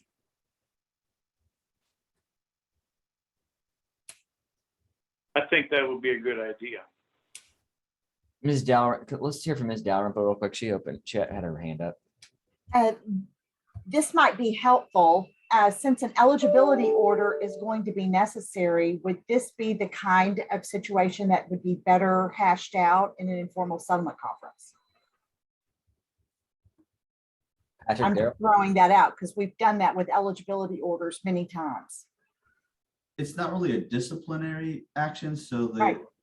we wouldn't necessarily need to settle it, but I guess what you would say is maybe go to like an applications committee that would then do the terms, I guess, and discuss it and then enter into an eligibility order. Is that kind of?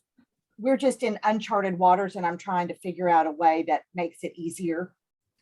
I don't know that that's all that helpful. Sorry. I would almost think that doing it here rather than going to ISC would make it a more streamlined process. Perfect.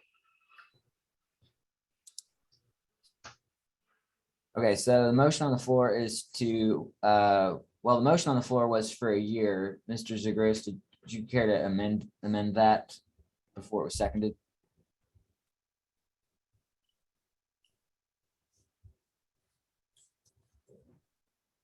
Mr. Motion Zagros, to amend it to a 6-month period. Can we rescind the previous motion and motion to amend to a 6-month period of supervision? And do you specify number of hours in those 6 months? I don't think that was part of the motion.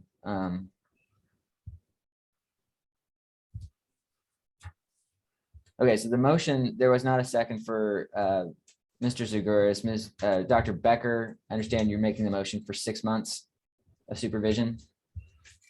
Is there a second to Dr. Becker's motion? I'll second. Seconded by Mr. Bridges. Any discussion? Daryl, are you comfortable with the stated motion? Is that enough for you, or any clarification needed? If there wasn't a second for Andoni's motion, then the terms of that are gone. I mean, it doesn't exist. So I'm not sure what Dr. Becker amended. Yeah. No. Do we need to be? Mr. Zagouras died, and then Okay. and then Dr. Becker made the motion that was seconded by Mr. Bridges. Well, I mean, there are some specifications that folks want to make about this motion. And I don't know how far we want to go. This is where, you know, as Ms. Dalrymple said, like, we're going in uncharted territory. So I think this is a little bit messy, but we've talked about, I mean, I do think we need to discuss this for a second before we start making Yeah. motions. Okay. We've talked about, you know, whether or not there need to be a certain number of hours. You know, folks have said that there should be some stipulations on the supervisor being someone other than that who is supervising her now. You know, I don't know that we want to be responsible for too many hoops and things that our board is then going to have to go back and check and certify and do all of these things for. But if we're going to be thoughtful about what remediation looks like and understand that we are charging the public with saying, if we are going to go around our rules and make exceptions to our rules, then we have to be thoughtful about what that looks like. So what does 6 months of supervision look like? Let me. Who is going to do that supervision? Are we going to find that supervisor for her? Is she going to bring that supervisor to us? I mean, these are concrete things that I think folks need to consider. I'll say this, I'm not that concerned about her work. The fact that there's a judge in front of, you know, who she's practiced in front of, who seems to think highly enough of her work to have written a letter supporting her. So in terms of the court stuff, I'm candidly not that worried. Let me also remind everybody, she is a PLP right now, which means she's already under supervision. So, and it sounds like what we're trying to do is set up where she would have yet another supervisor to watch over her in certain areas. And I guess my question is to keep it simple, what if we just said, hey, finish out the full term of your provisional status. It's got to be under supervision. And at the end of that, then you're eligible for full licensure.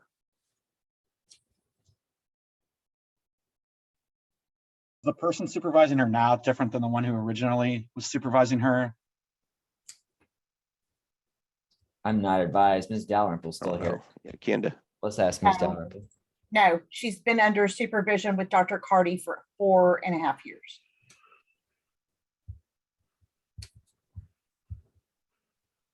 Thank you, Ms. Dalrymple. Yeah, I think the key was to just have that second supervisor. I think that was somewhat important to some of the professional members on the board, just to get a different perspective. And I mean, no one's saying that couldn't be done through tele or video. But I don't know, thoughts on that? I think it's very important that a second member be, it would fulfill the requirements of the board that we had 2 member at least in working in the facility. Also, the previous supervisor, I believe it's my understanding from what I have researched, is a personal friend. And so it will help to have a different supervisor. Ms. Dalrymple raised her hand again. I'm curious what I'm sure that Dr. Carty is very fond of Dr. Stanley. You can't be around her and not like her, but he is not her friend. He is her supervisor. I've seen him on the Facebook friendship, and people don't become Facebook friends. Psychologists don't become social friends on social media unless they are good friends. That's my opinion. It doesn't have to be everybody else's opinion. I think that, if there is a means and a tool for providing that secondary supervisor, I don't see why that should present a hurdle.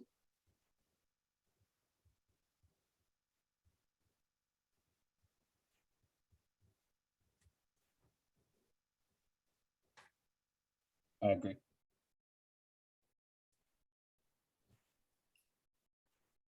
I think that is the remediation that we're asking for, is the second supervisor to meet the standard that wasn't met. That's the box that wasn't checked in the application. And so that's kind of what we're looking for. So if we can get a second person to certify that the work is there, and I don't think anybody thinks that that box can't be met based on Dr. Stanley's application and her service of work. That's kind of what we're looking to establish. Sounds like we're looking for someone other than who is supervising Dr. Stanley at this moment. Correct. Okay. Is there a motion on that, or do we need further discussion?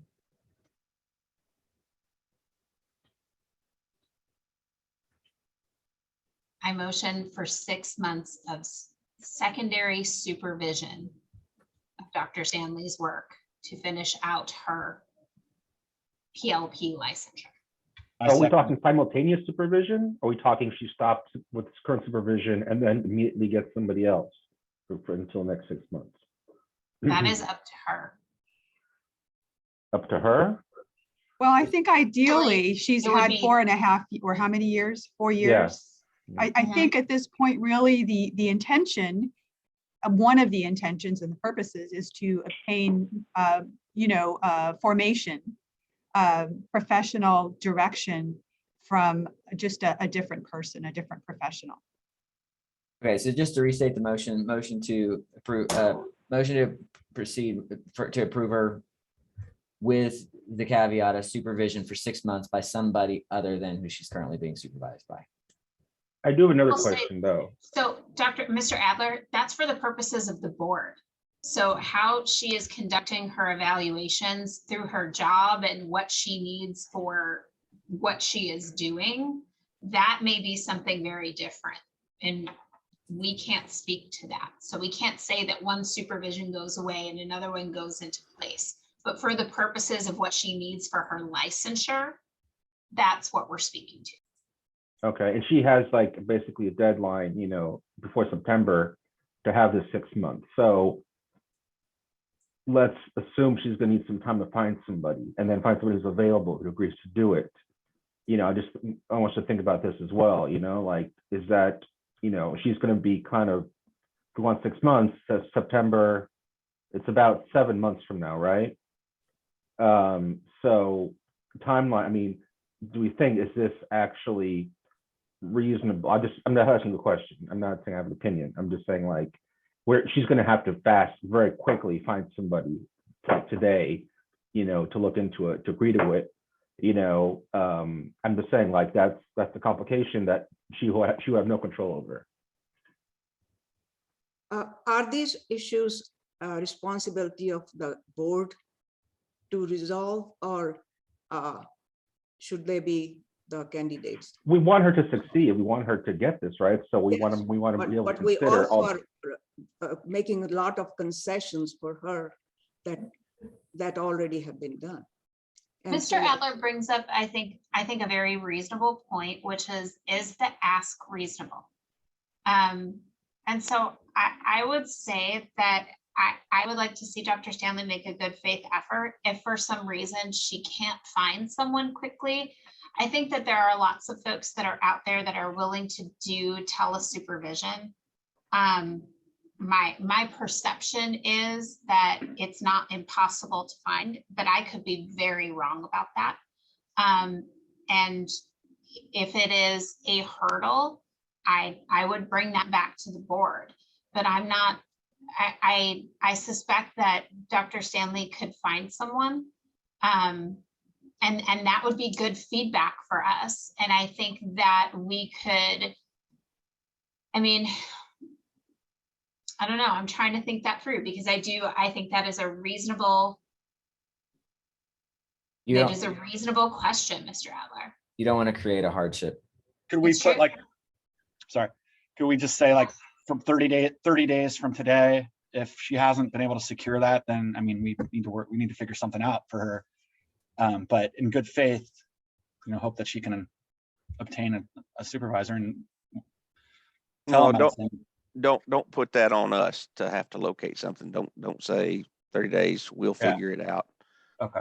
Real quick, when does her current license expire? September 1st or September 30th? Ms. Dalrymple? September the 16th of 2022. Okay. Do you know, Ms. Dalrymple, has she ever explored finding another supervisor, a virtual supervisor, anything like that? Do you know if that's something that's been accessible to her? We have not talked about whether that has happened, but we certainly will, because we didn't know what was going to be necessary. Oh, absolutely. And I wouldn't have expected it to. I just didn't know if you knew if that was something that was available. I don't know. We'll be investigating that quickly, if that's Fair your enough. decision. Fair enough. I would suggest, kind of to what Dr. Cartwright was saying, I think she needs to keep in touch with the board or board staff throughout this process, because we don't want to get to the May meeting and discover, oh, wait, now we're having to deal with a 3-month version of this because we don't have enough time, or she doesn't have enough time. I think we want to see the good faith effort, but I think she needs to keep us apprised of the situation, because I don't know what's reasonable on that. That's where I'm relying on the professional members. So, my big thing is, if we're going to put these restrictions on her, which I think are reasonable, I want to avoid putting her in a impossible situation. I think if the board is about to consider, just requiring an additional supervisor for their balance of the provisional licensure, I think that shows a lot of good faith on the board's part. And I wouldn't expect anything less than good faith from Dr. Stanley on this. And if there's a problem, I fully expect that Ms. Dalrymple would let somebody know and sound the alarm on that. But I think that for what Dr. Stanley has been through, I think that, and for Ms. Dalrymple as well, they've worked in good faith with the board every step of the way up until this point. I wouldn't expect a departure from that. So would we want to make a motion then, rather than having a specific time limit? I think say up until the end of the current September 16th or whatever that end date is, just through the balance of the license. I like that idea. Okay, so I believe Dr. Becker made the motion for supervision, additional supervisor, a new supervisor for 6 months through the balance of the provisional licensure. See Daryl leaning forward in his seat. Just don't make her go to the last day of her provisional. Give us some time to actually finish processing and get the full license issued. How long do you need? September 1st. Yeah, let's just. Okay. Yeah. Dr. Becker, are you good with that to amend your motion? September 1? Yes. Okay, so let me see if I can restate the motion, and anybody tell me if I get it wrong. So we're going for an additional supervisor through September 1st. And then really separate from the motion, everyone's heard the discussion. We expect good faith effort to get that done as soon as practical. And then I believe that was seconded by Mr. Bridges. All right. There's a motion, there's a second. Any further discussion? Hearing none. All those in favor of the motion signify by saying aye. Aye. Aye. Opposed, say no. The ayes have it. Thank you very much. All right. Moving on. That is 6. That completes 6A. Got 6B, compliance committee with compliance with agreed orders. Anything there to report? There's an update in the individual documents.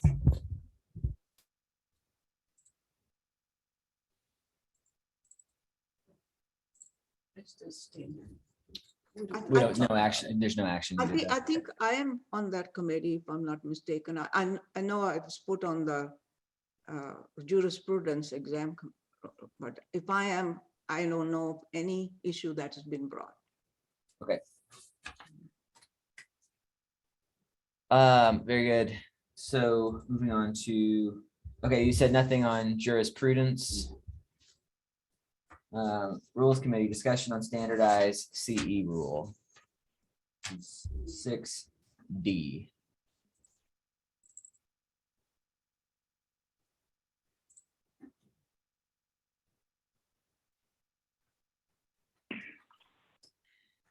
Does everybody have that in front of them?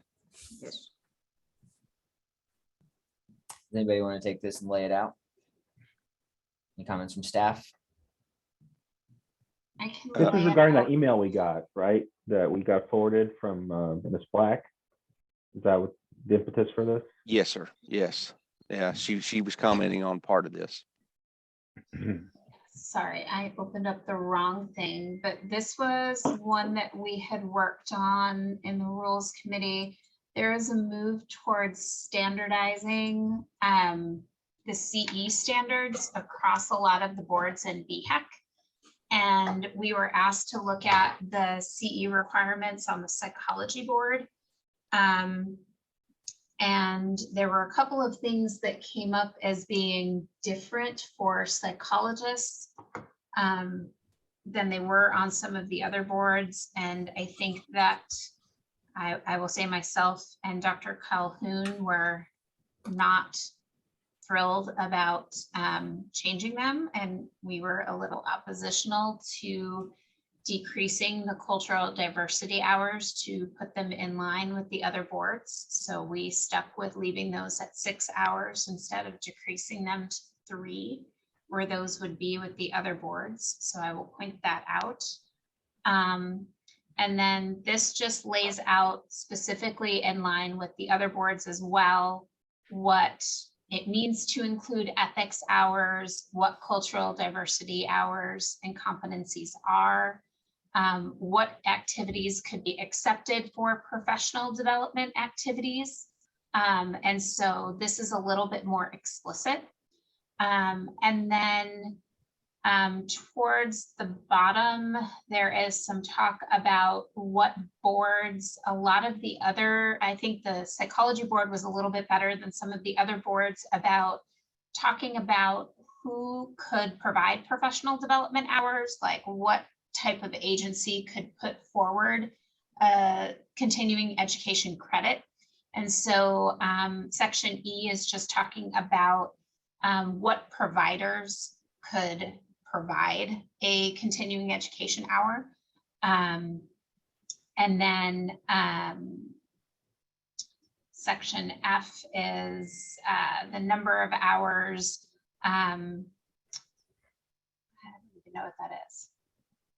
Help me out, Daryl. What is F? Licensee shall receive credit for professional development activities according to the number of hours designated by the provider. Oh, right. Sorry, the provider who puts it out would tell you how many hours it's worth.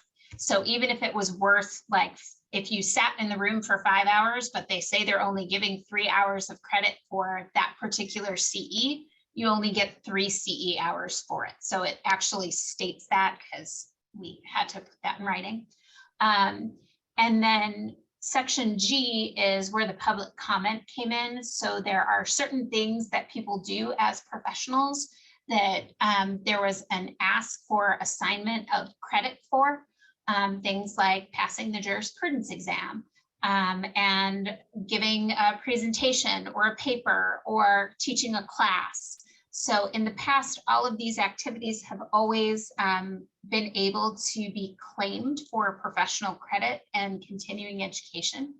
And assigning credit hours was put down there. And I believe the public comment was around how many credit hours could be assigned for writing a book. I think there was some public comment about that. But again, everybody is going to sort of have some comment about how long it takes to do these things and how many hours should be claimed for certain activities. And I think that's probably all that we really need to go over. A lot of this is the same as it's been. It was simply sort of laying out in very specific ways what our things are. The other thing I want to mention is all the way back up at point A. Previously in the psychology rules, we have not had a lot of room to carry forward CEs This is taken from some of the other boards, is that the psychology board will now have the availability to carry forward a maximum of 10 hours to the next accrual period. So if you had a really good, I'm sorry, my phone is going off like crazy. If you had a really good year and you did a bunch of conferences and you have 60 hours and we only require 40, that means that you can take 10 of those hours and apply them to the next CE period, which is something that we have not been able to do previously. So it's only a quarter of your hours. You'll still need to acquire new continuing education hours for that next 2-year period. Remember, this is a 2-year period. But we will actually be able to carry forward hours, which we've not previously been able to do. So that's probably the highlights of this. Question I have was about anything that's non-standard, that's not actually standardized. How much of a monkey wrench does that throw in things? And like, is it an all or nothing thing, or in terms of staff and across the agency? No, I mean, the whole goal is you want it to standardize as much as possible, because the more unique you are, the more work it is on us when we're doing audits. It slows things down. Just to give you an example, like the MFT board, they have some very unique provisions. They want their folks to take 2 hours of, they call it technology assisted continuing education. Nobody else wanted that. So they're the only ones that have that. There's a few other little unique things. Y'all are unique in that your cultural competency is still at 6, which is what it is now. Everybody else just went to 3. It's not a deal killer. The only thing I ask is don't get too wild in departing from stuff, because otherwise it defeats the whole purpose of what we were doing here. Can I ask a question, Dr. Baker? What is your argument against bringing it down to 3, the cultural and diversity? Dr. Calhoun and I were very, very much in agreement on this, which is that the world is moving very strongly towards increasing cultural sensitivity, diversity, inclusion, and topics of sensitivity. And to lower our standard seems very out of line with that messaging. And it just seemed wrong to lower a standard as opposed to holding it steady. And there didn't really seem to be a good argument for doing it other than to get where other people are. And so to say that what we are going to do is stay where we've been as opposed to lowering our standard just didn't seem to be a good enough argument to us. Yeah, I don't disagree. That's a perfect assessment of the argument. The only argument for lowering it is standardization. And the question is it a hill worth dying on? And some say yes, and it's worth fighting for. So, and that's I think Dr. Becker very cleanly laid out where depending on where you are on that, why and where you would be on either side of that. To be frank, and for whatever it's worth, I was happy to see that was the route that we were taking, was maintaining the status quo rather than dropping to what the other boards have done. So just. Dr. Calhoun and I actually made the pitch that perhaps BHEC wanted to raise their standard to our 6, but I'm not sure that anybody else wanted to hear that, but we threw it out there that perhaps everybody else should come up to where we are, but we're not sure there's really an appetite for it. Yeah, there was very good discussion on it. And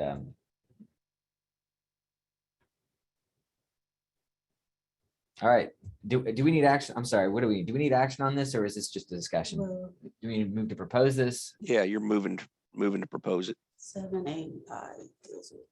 I don't know, did anybody else have the same concerns? I do want to acknowledge that we did have a public comment about the section down here at the bottom about an authored book not needing to be more than 5 hours.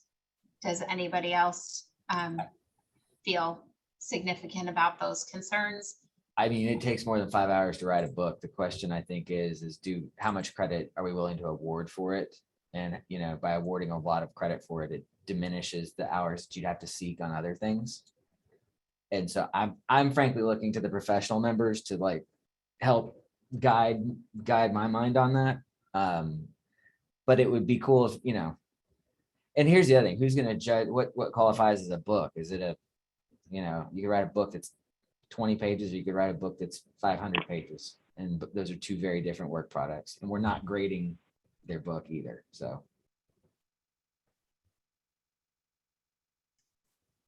That was pretty much where we were coming from, is that like the book, the course, and I think the journal article were all kind of similarly, and the presentation for a professional practice were sort of similarly counted in terms of how they might be valued.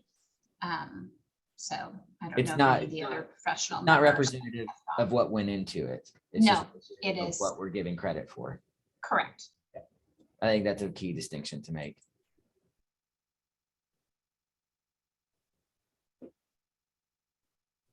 I know one of the things, this kind of speaks to what y'all are talking about. One of the things that we talked about quite a bit on the standardization committee was, I call it intellectual inbreeding. You don't want to allow too much of your own study.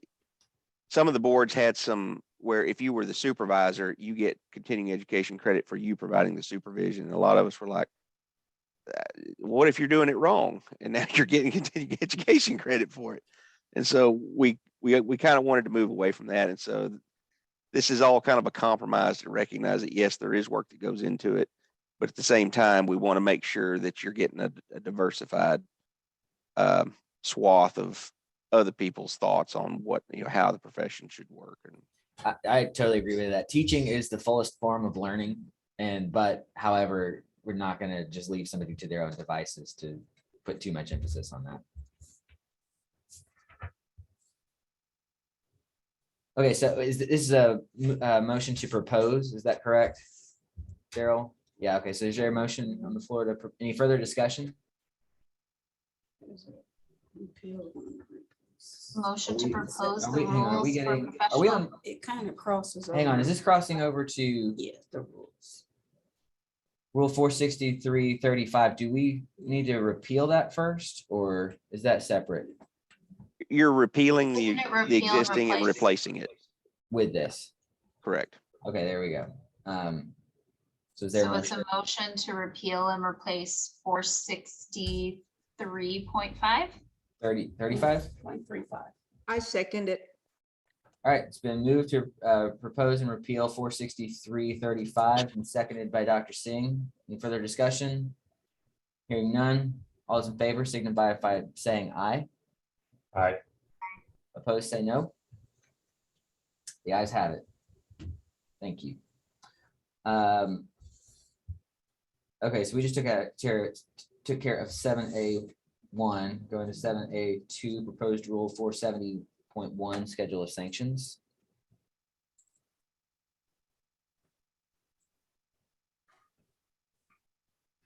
The only, Mr. Chair, the only change to that is because we'll be repealing and replacing 465.35. Subsection E should now be subsection D because the rule will be different. So that's the only change. Okay. Yeah, I'm opening it now.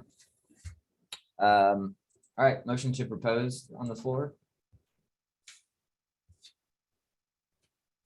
Is there a Motion to motion? repeal and replace? Is that what that is? It's an amendment. It's just an amendment. Oh, motion to amend? Mhm. It's been moved by Dr. Becker, seconded by Dr. Cartwright to amend 470.1. All those in favor signify by saying aye. Aye. Aye. Opposed, say no. Thank you very much. We've already done 7A3. And so now we are looking at rules published in the Texas Register and awaiting adoption recommendations. And we don't have any. Before I get to recommendations for agenda items for the next board meeting, have I left anything off, Daryl, Patrick.